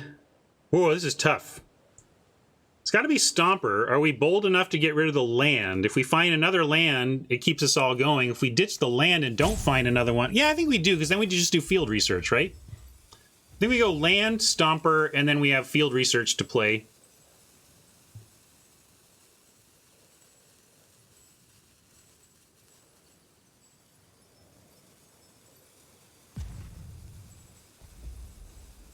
Well, let's start with a Stomper. We need 4. I'm gonna be totally greedy. Greedy. Point is, ladies and gentlemen, that greed is good. Oh, this is neat. We can go. Well, maybe we want to go Amulet first here. We can go. We can go Amulet pass. But we could also just do the research to look for the land and then do the amulet stuff into the future here. No one plays 2 Mind Drains. I call. I got Mind Drained 3 times in one of my games. Yeah, okay. We're not under pressure. I'm going to offer the Visionary. If they're a Cleric deck, these Clerics are more important than our... Wizard, even though we do have some Wizard synergies, I'm going to offer this. Yeah, see, Cleric's too valuable to them anyway. And sure, this is going to wreck them pretty good if we get it going.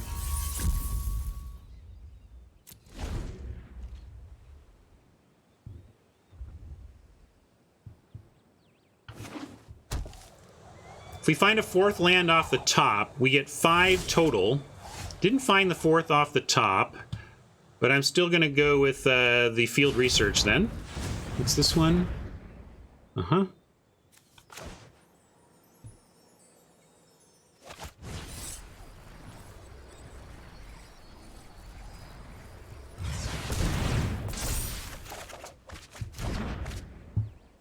Okay, now we can skydive. It's a wizard, right? Oh, no, it's a rogue. Never mind.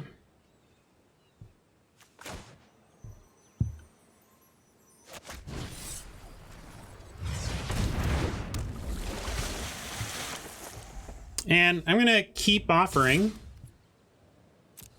Should have attacked first, I guess, but looks like they're not interested in blocking.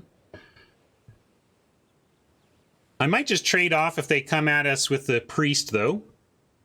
Interesting they didn't attack us, right? Or did I miss it? Yeah, I don't think they did. Here comes the life gain plan. Interesting combo there. I think we can beat it, though.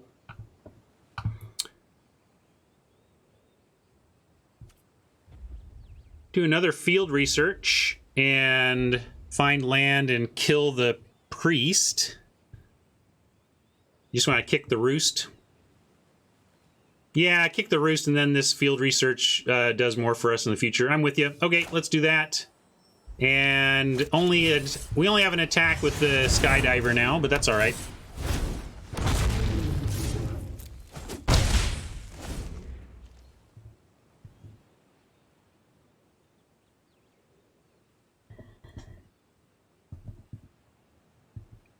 Let me kick something. I haven't kicked anything yet. Well, we kicked that, I guess. I was thinking about these. I guess we kicked the roost. Yes, you can have it. Can I kick it? Yes, you can. Can I kick it? Well, I'm going.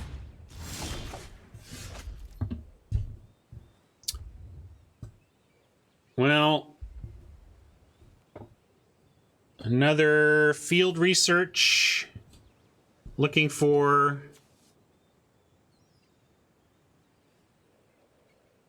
Yeah,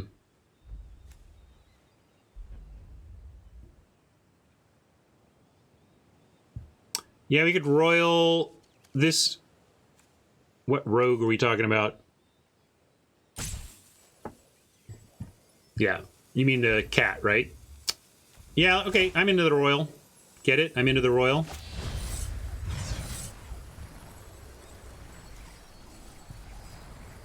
Yeah, which one needs to go? This is the one... It's all just tempo, right? We're still just attacking in the air, so let's send that one back. It really doesn't matter. It's about the ETB effects. This is a little more expensive, but it triggers both of these, so I didn't want to do that. Let's get another green, and then we can just kill this thing.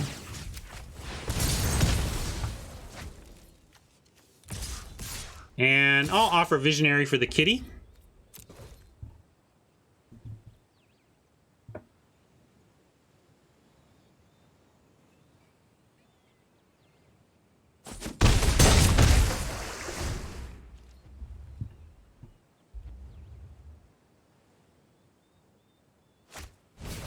Feeling pretty good. Good synergies. Here, I like play the land. Okay, Oppo's done. They were going to really be done when they saw what we had going there.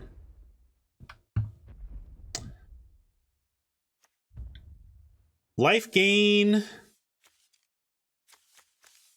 matters. Thank you, Travis. Happy subiversary, 12 months.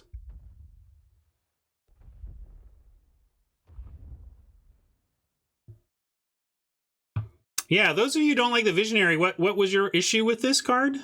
Just not impactful enough, even after it replaced itself?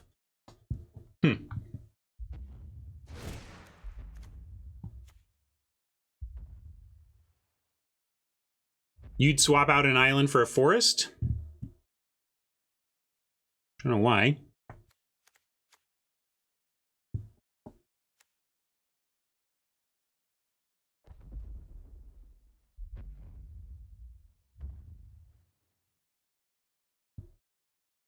Yeah, I think we're running it back. Bouncing was good. Negate probably good against this kind of deck. But we didn't, we got a Mind Drain. But, yeah, I'm going to run it back.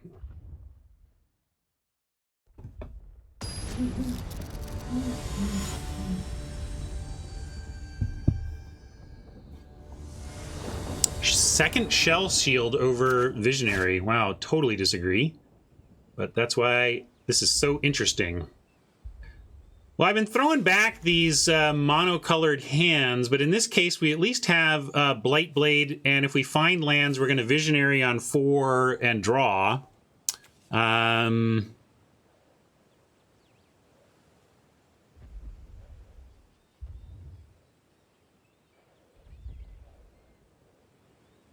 gonna... Interesting, love it. Keep, mole, keep, mole, keep. Anybody for the mole? About 50-50 out there. I think Blightblade makes this keepable, but it's really close. I'll be greedy. Point is, ladies and gentlemen, that greed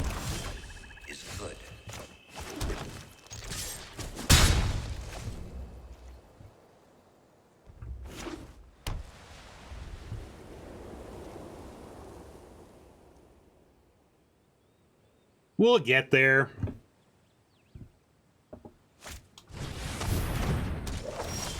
See? We're not kicking for a while, so we're going to just do the research here.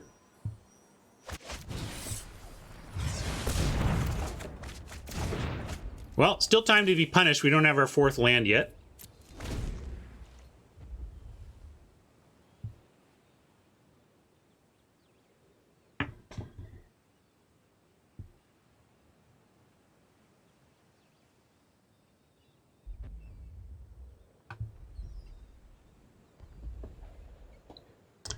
Are we blocking this healer? That's one question. I think so. The lifelink here is too good to just let go uncontested, and we're not sure what's going to happen next turn.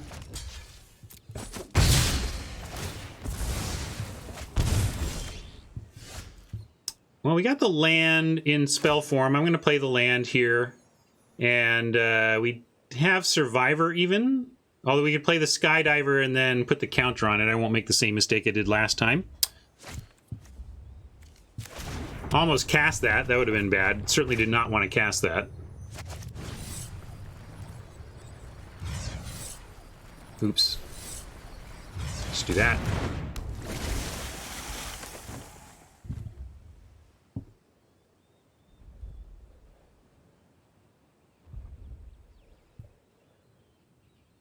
Right now I'm looking at Roost next turn, though.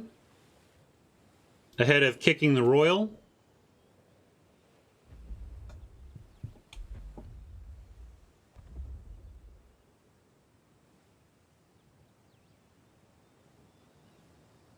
Yeah, we haven't seen an artifact to steal yet, but there's a lot in the set. Certainly a lot of equipment floating around. No, I don't think you need a target. It just says kick it. And when it enters, if it was kicked, gain control of target artifact. And then if there's not one, it goes, huh? Oh, that was weird. And then nothing. All right. I think we can get there from here. We're a little behind on board, but we're going to get there. We're going to kick the Roost, and then next turn, we have Into the Royal. Even if we don't find a land, we have Into the Royal kicked. And between drawing, kicking Into the Royal, playing Visionary, we should march ourselves towards 6 mana to kick the Research and further make Drakes.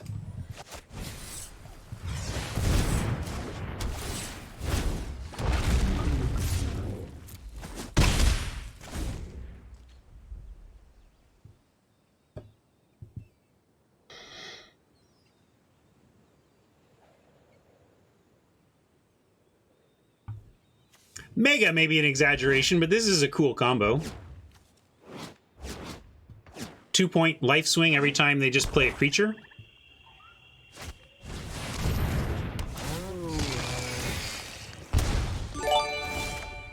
Just so. All right, found some land naturally as well. That's good. We're going to kick. This is just like it was last time. It's kind of funny. We could even play... Well, I want more Drakes, so I'm going to go Into the Royal. Kicked on the Celebrant again.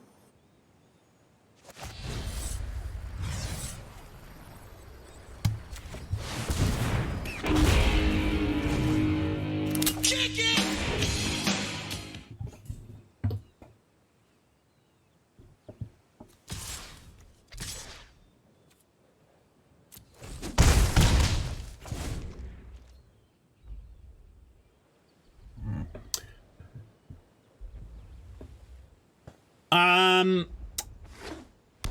Incidental life gain is great. Incidental life gain, when tacked on to stuff, I find to be excellent at helping win races and all that stuff. Let's go. We can go Survivor. And be sure to have Spell Shield.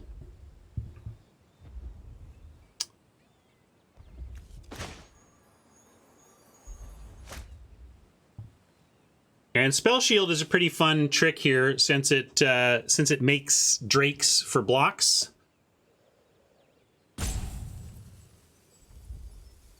I'm gonna send our 2 flyers. Oh, I didn't. That rope made me act, but if I was gonna do this, I wanted that on the flyer. Still, I shouldn't compound the mistake. If I think that should go on the flyer, I should still do it afterwards. I'm still not sure that's what we're doing, though. I kind of want to visionary and look for a land, and then having the +0 +3 is still there. And if we find a land, we get both sides of it. So I'm going to do that.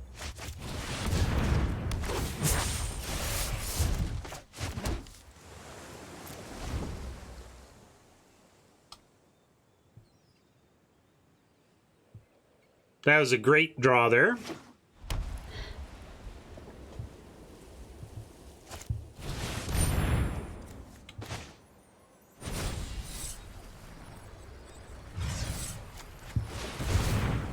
Can I kick it?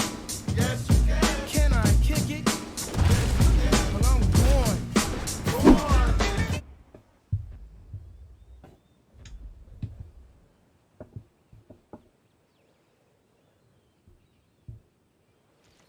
Yeah, Flip, that's why I'm playing 1. But this being a back-breaking response doesn't mean I necessarily want 2, when the only payoff I have for kicking something is the Roost of Drakes. And because, like, when there's 2 of these in hand, that's a problem, I think. 1, 2, we can stomp her to get back some action. But maybe we just go Cobra Oran Reef this turn so we can do Stomper action next turn. Yeah, we could also just do research. That's what Jinx wants to do. Make some drakes that way. I kind of like the Ooze Cobra plan. We can even go, or Ooze Survivor. Let's make some big flyers.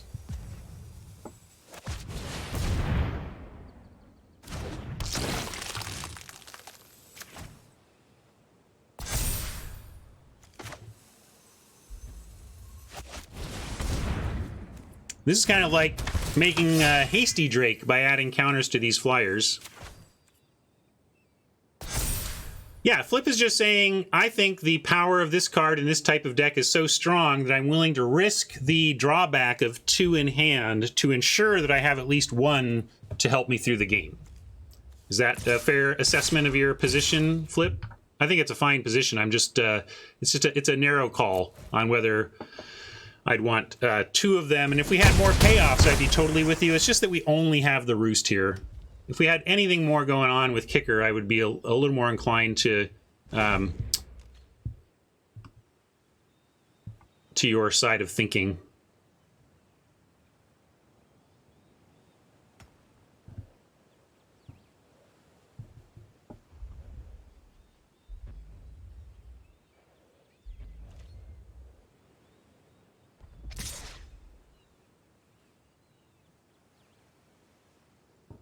Probably just chumping with the Survivor here.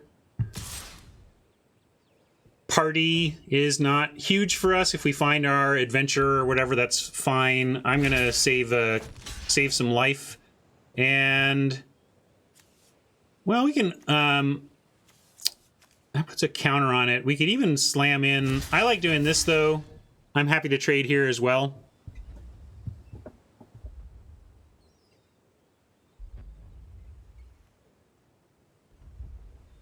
That seem good? I'm gonna try it.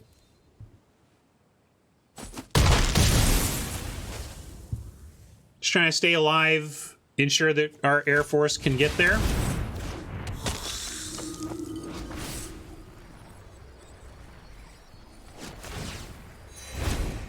Like, that's okay, but right now... Yeah, I guess that kept... No, we still just have them dead, right? No flying blocking. There we go. Alrighty. Nice start here.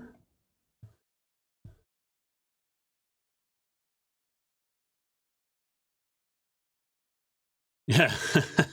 There you go. New tweet from Magic Esports. We are closely monitoring developments in Standard. i.e. we're worried about Omnath. In order to avoid disrupting this weekend's tournaments, we intend to ban Omnath next week. I mean, we intend to provide an update on the format early next week. Got it. I just was joking, Omnath, but I doubt Omnath would be the ban. They would ban an older piece of the puzzle like Uro. When Wizards ban, if Wizards ban something that they just printed at Mythic within a week of the launch of the set or whatever, that would be almost as unprecedented, like, except going back to like emergency ban level stuff.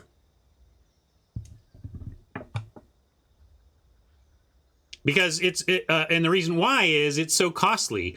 Ultimately, here, let me soapbox for just a moment here.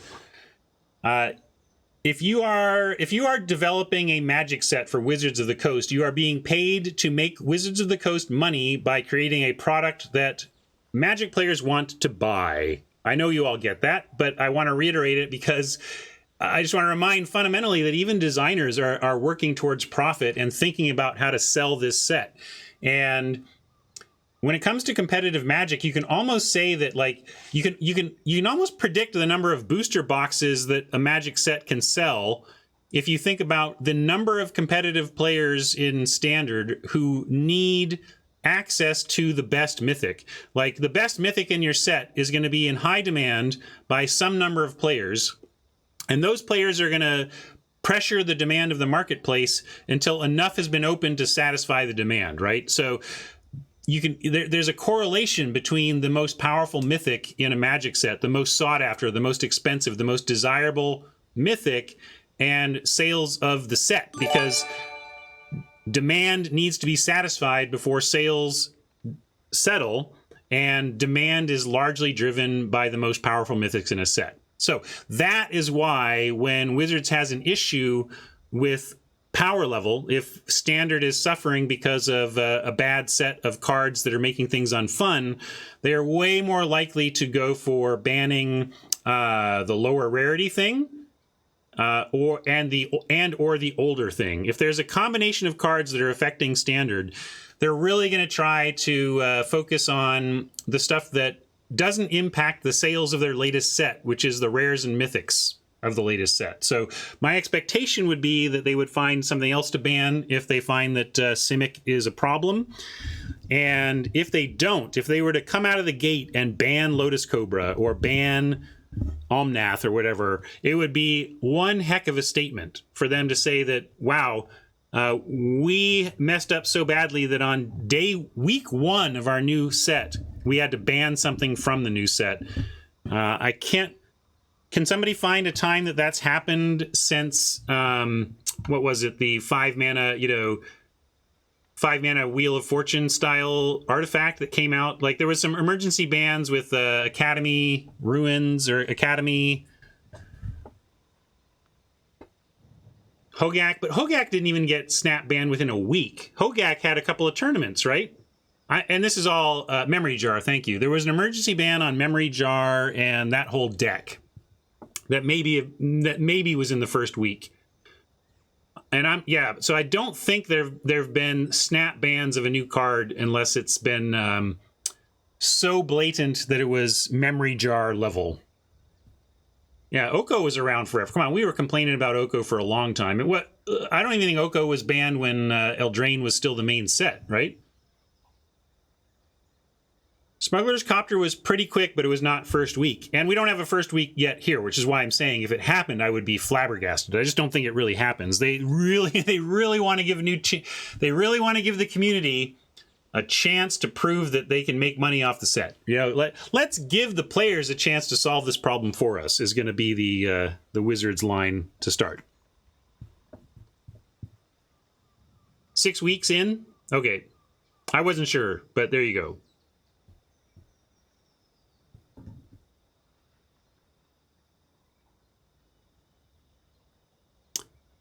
Felidar Guardian was not first week, but that's a great example of the what I'm talking about. So Felidar Guardian was a ban because it interacted infinitely with a 3-mana Planeswalker. And so you had a 2-card combo Wrecking Standard, a 3-mana Planeswalker, a 3-mana Mythic Planeswalker, and a 4-mana Uncommon. Guess which one they banned?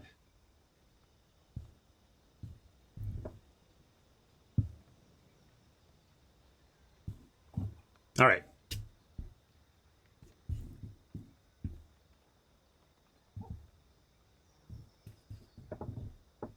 Where is it? Blah, blah, blah, blah, blah, blah. No, blah, blah, blah!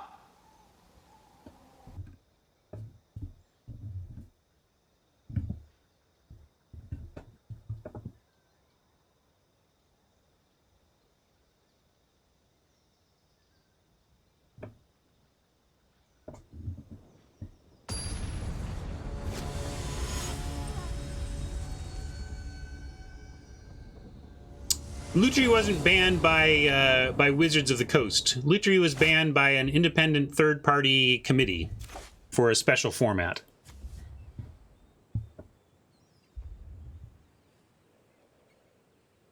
I guess we go Royal Mage on 2 and be happy that we have a curve.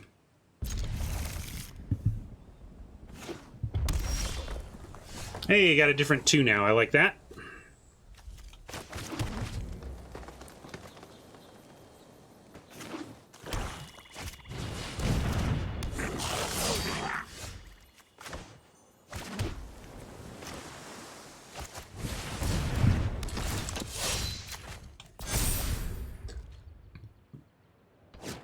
Pretty expensive, but threat of activation is threat of activation. We can't...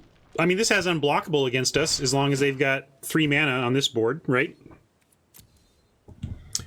Good old threat of activation. And hey, if they're going beyond the threat and actually spending their 3rd turn activating, that's pretty good for us. Means they didn't have something there. Now we've got Cobra. We could go Cobra, land, and actually play the Royal Mage no value. However, and we don't have any instants and sorceries in hand. Maybe it's worth doing that. Would you play the Royal Mage unkicked here or just hold it?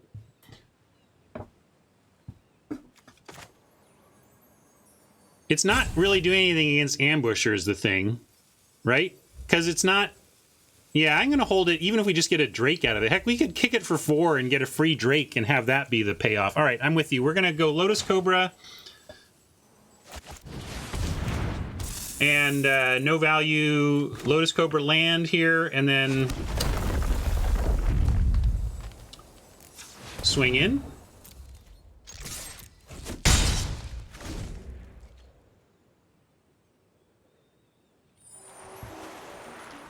And at this pace, if we don't lose the Cobra, we will have 6 on 5, because we get to go land, Cobra, 5 mana next turn, and then land, Cobra, 6 mana the turn after that. So we can go Drake into kicked Royal Mage if we wanted, but I would rather find a spell. Hopefully we find like a 6 mana kicker effect that we want to do, not just... Well, looks like we're going to be a little slower on it right now, but that's okay. Again, I like it. This is actually pretty premium removal, and they used it on a Cobra, understandably to an extent, but I'm kind of glad they used that. It's going to be fine for us. Drew out premium removal, no problem. I didn't have anything to do with the extra mana this turn anyway.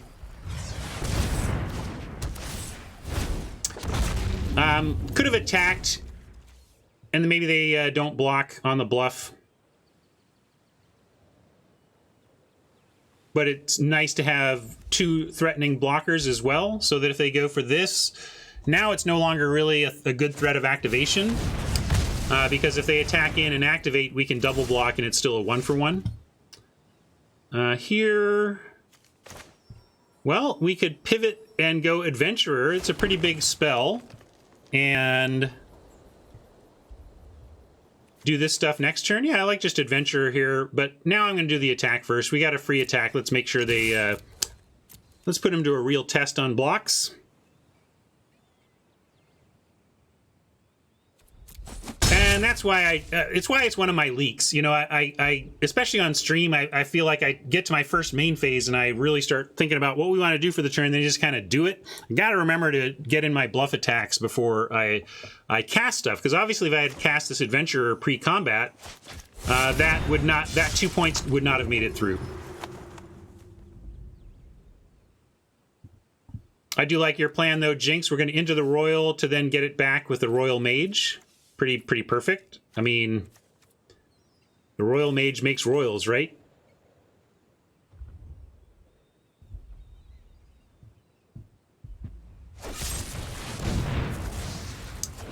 That's a good card. We passed that like pack 2, pick 1. Considered it because we had the green and the Cobra at the time, could have splashed, but again, all still fine. Still 1 for 1. Is that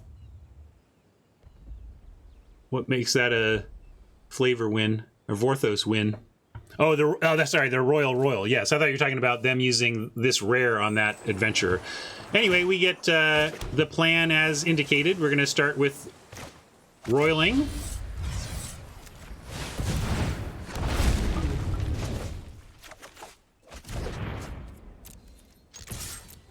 And we're not going to play that Royal Mage. We want to get value. So far ahead on tempo. They got quite the handful, though, huh? We're flooding a little bit. They're a little mana screwed. Haven't really had the flood or the extreme flood or screw that I would need to trigger one of our new memes for that.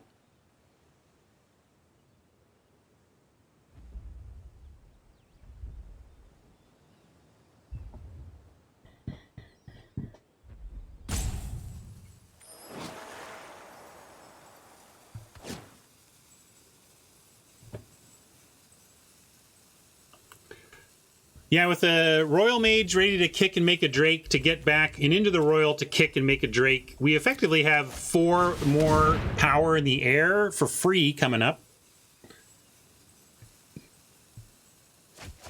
Oppo looking to refill, find some land. I bet we see land number 4 here, or a scoop.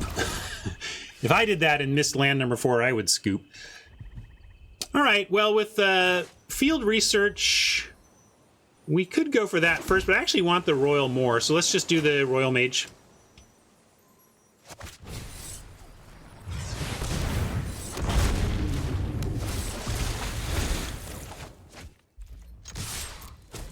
I mean, how many Drakes have we made with... The Roost is so good in this deck. And when I mean this deck, I don't mean ours, I mean the kicker deck.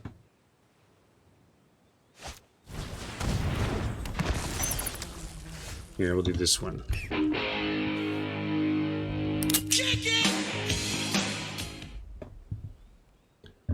I'll tell you this, I keep seeing rares that are good, and then seeing Roost next to it, pack 1, pick 1, and going, I think it's just Roost. Anyway, here we get a couple of things. We can kick Royal, the Gloom Hunter, and survive one of the other flyers. Let's do that.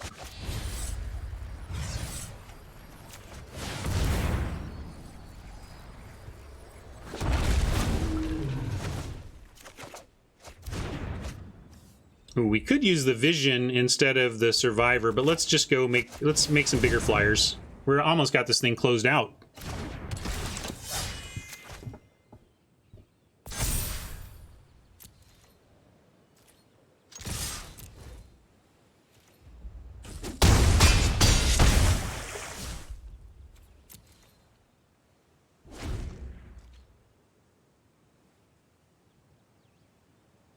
Making free Drake seems like inevitability. I don't know if your line was slightly, 99 point whatever to my 99 point whatever, but I think all roads were leading to victory there.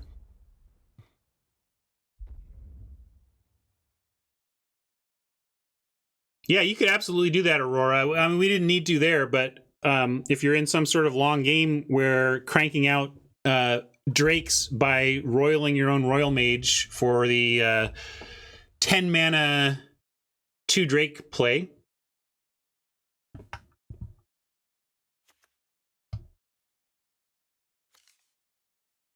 Black, red removal. I would say we are in for the negate here. And what are we taking for it? Definitely want that spell shield or shell shield. I say spell shield. Yeah, it's, you just want to say spell shield when you see that.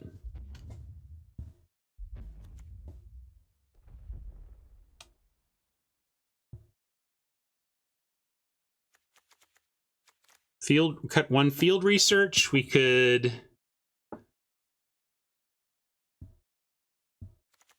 I'm not cutting my Sproutling. We haven't drawn it yet, but this is just a 2-for-1.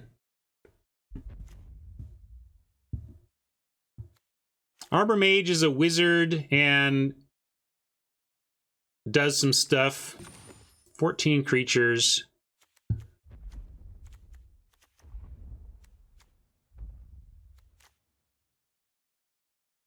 I'm going to cut one field research for the negate. I like the amulet too much still. Red-black has a lot of small stuff, which is where the where it shines. Odd? No. Why is it? You think this is odd? How many... Jinx, how many triggers do you need for that in your deck before it's not odd to run it? You know what I'm saying? How many ways do we have to trigger it before you're like, you know, yeah, that's good.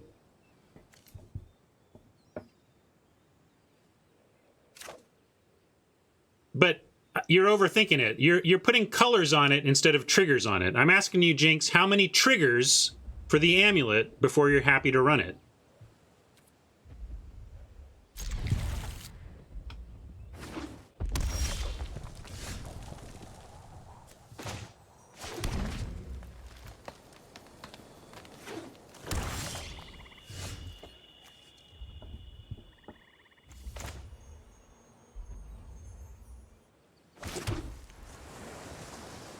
But I'm asking you why you think it's odd. Just because it's not red-blue? I mean, that makes it so you have to look, but then I think once you look, you see it's not odd at all, right? Yeah, we'll do this. I like running Cobra out when we can do the land as well, so if we had any other 2-drop, I think I would run that out first, but we're not going to not play it.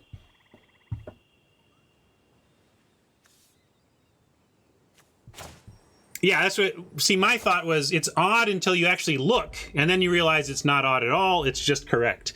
So we can get 4 mana here and just go with the Expedition Diviner to max out mana. But Ooze is the thing we want to get going. We could attack with the Cobra and just play the Ooze. Well, we don't need to attack first.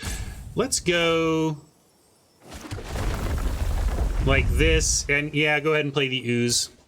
I wanted to max mana, but if this were 4, I'd be happy to play it over this, you know, so I should just play it.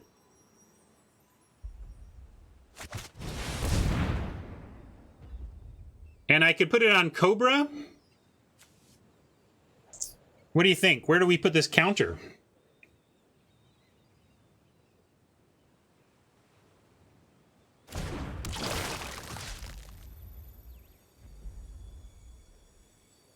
I think we go Cobra. Haj wants Ooze. I'm suggesting Cobra because if they don't have any removal, we get in right now. And I think putting it on the Ooze makes the Ooze the clear, clean, gotta kill it. Whereas we mix it up and they both become... kind of equally valuable. So I'm going to go... Who's the genius now? Me. Me. I'm the genius now. I'm lucky. I just got lucky.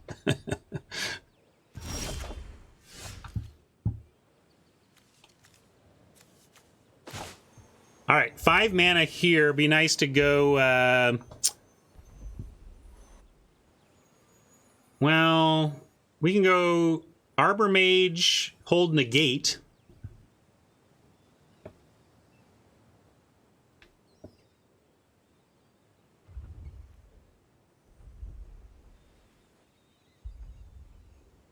So we do this, we get 5 mana. I don't want to use the Sproutling because I think the value is too strong there, but we can go with the Arbor Mage. I'm gonna play the Arbor Mage for a little value here, and keep up the negate.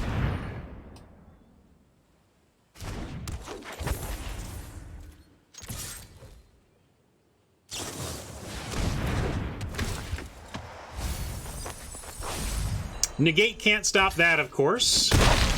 But Cobra's already done some stuff for us, so it's alright. Not ideal, but it's alright. We have a wizard out now, so this diviner, if it dies, is going to be whiz ready. Oh yeah, what do we mill? Blight Blade and Ambush Land. Well, we can get the Skydiver out and hold up the negate. We can Rabid Bite the Priest, though. I like that. Rabid Bite Priest, hold up negate.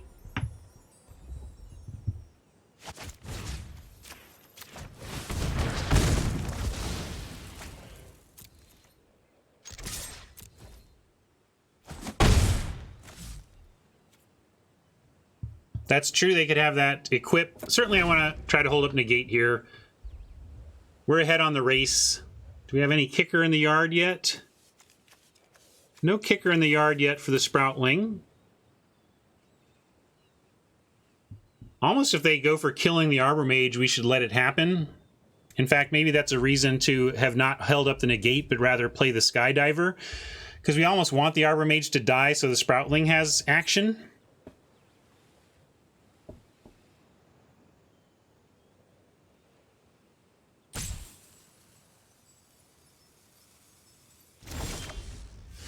Spell Shield, interesting. That is somewhat of a negate in and of itself. If we play the Diviner out, we have a better clock going, but we are literally shields down if we do that. Let's swing and then see if we get any pauses, any action from Oppo.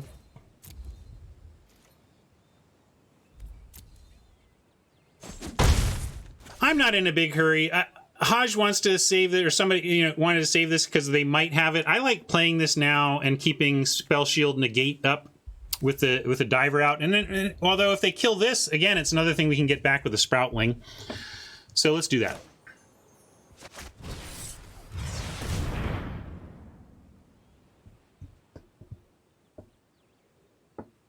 Pausing here. Note that.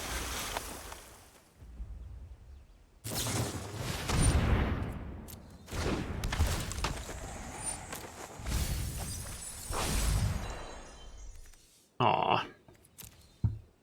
Hoping they're going to mill some Sproutling action for us, but they keep milling us without doing that.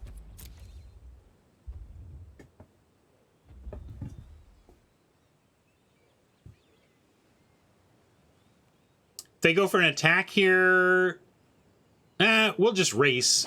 But certainly I'll attack the Skydiver into the Dancer if they want to leave it back on D.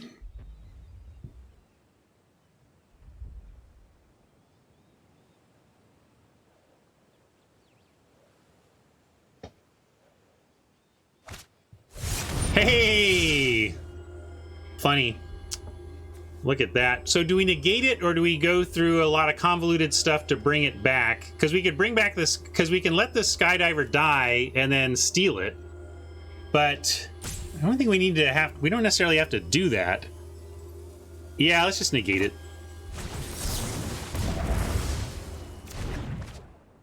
But good call, Haj. They had the signpost. I still like the Skydiver play. We had to keep our action going. They're at 13. We want to be applying pressure.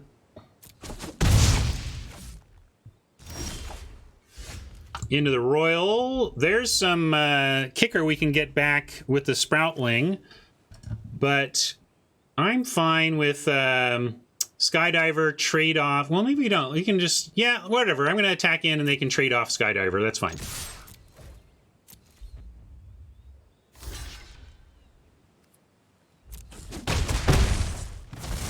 And then I'm going to play my Diviner and really just keep the beats coming. We go shields down on the protection, but if this dies, we get a card, and Sproutling is all set with one more land to fetch us something back from the yard now.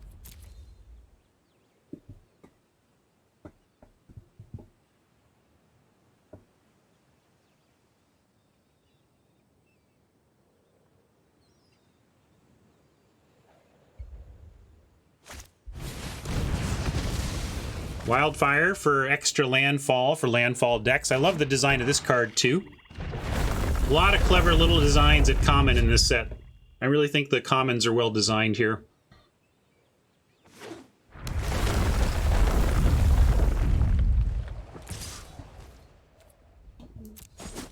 We are happy to race that action. Do we get to untap?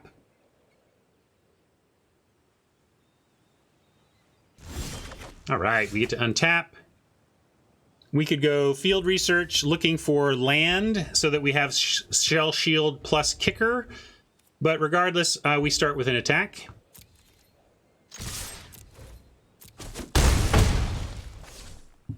And yeah, we could also just go Sproutling no value to, we'll have toughness-based prevention. I mean, we can't stop black removal, but this will stop a lot of red removal and puts lethal-ish on board. We can research, though. Yeah, let's... I'm going to gamble. We'll research. If we find a land, we get the full shell shield, and if we don't, we still get the +3 shell shield anyway.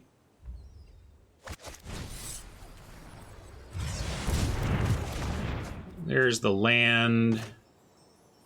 It's not blue, right? Yeah, so we can play this. All right, now feeling very good about our chances.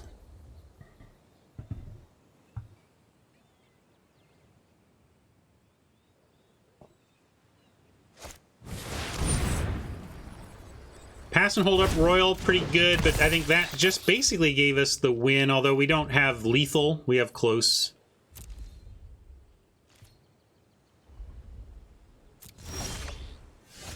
Yeah, we're just gonna royal him into oblivion here.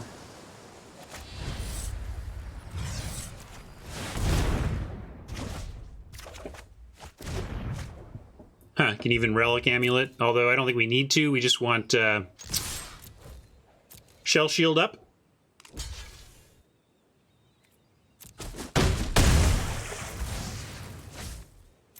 Because if their replay is to drop the 6 again, we just win.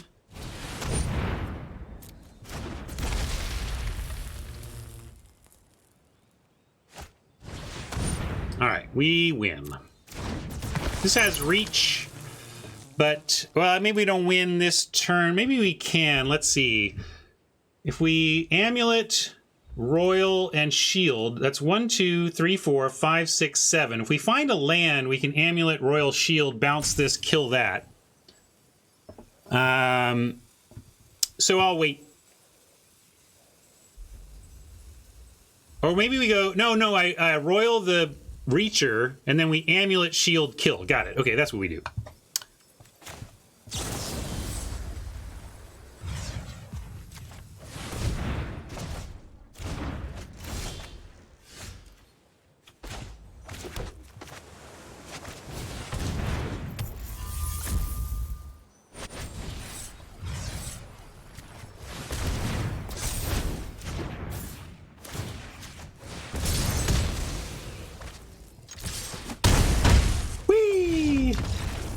We did it, gang!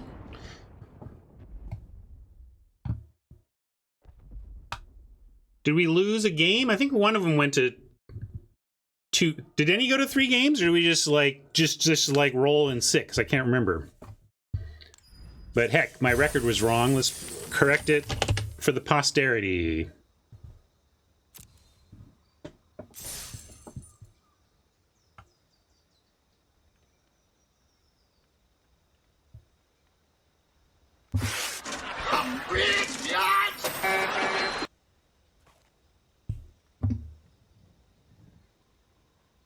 Can I kick it?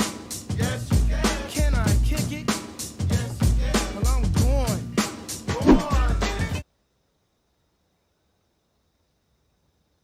Yeah, I couldn't remember. I think at least 2 of them were 2-0, but I think one of them went to 3. That's what my memory says, but I sure don't trust that thing. No. All right, 11:30. Let's claim this prize. Cha-ching, fist pump. All right. Good results, fun times. That was really interesting. Okay, I also, easily the most success I've had in this format now is with kicker decks. Can I kick it? You don't get that one. You get only one. I do my hair toss, check my nails. Baby, how you feeling? So I think maybe we should go. Oh no, the bots aren't doing it. Never mind, I forgot. The bots are a ways off. In fact, what Wizards is doing is using this early data right now to inform the bots. So the bots aren't ready yet. They're going to use our human picks that we're doing right now to inform the bots that they're going to introduce in a bit. That being said, we've cleared out this account. We certainly don't want to play on this account anymore, but we can at least start a draft elsewhere. Let me see which account to use, and I'm gonna at least say also goodbye to YouTube friends. Thank you for that one. Right on. 3-0. Count it. 3,600 gems and rising. Right on. See you at next draft, YouTube.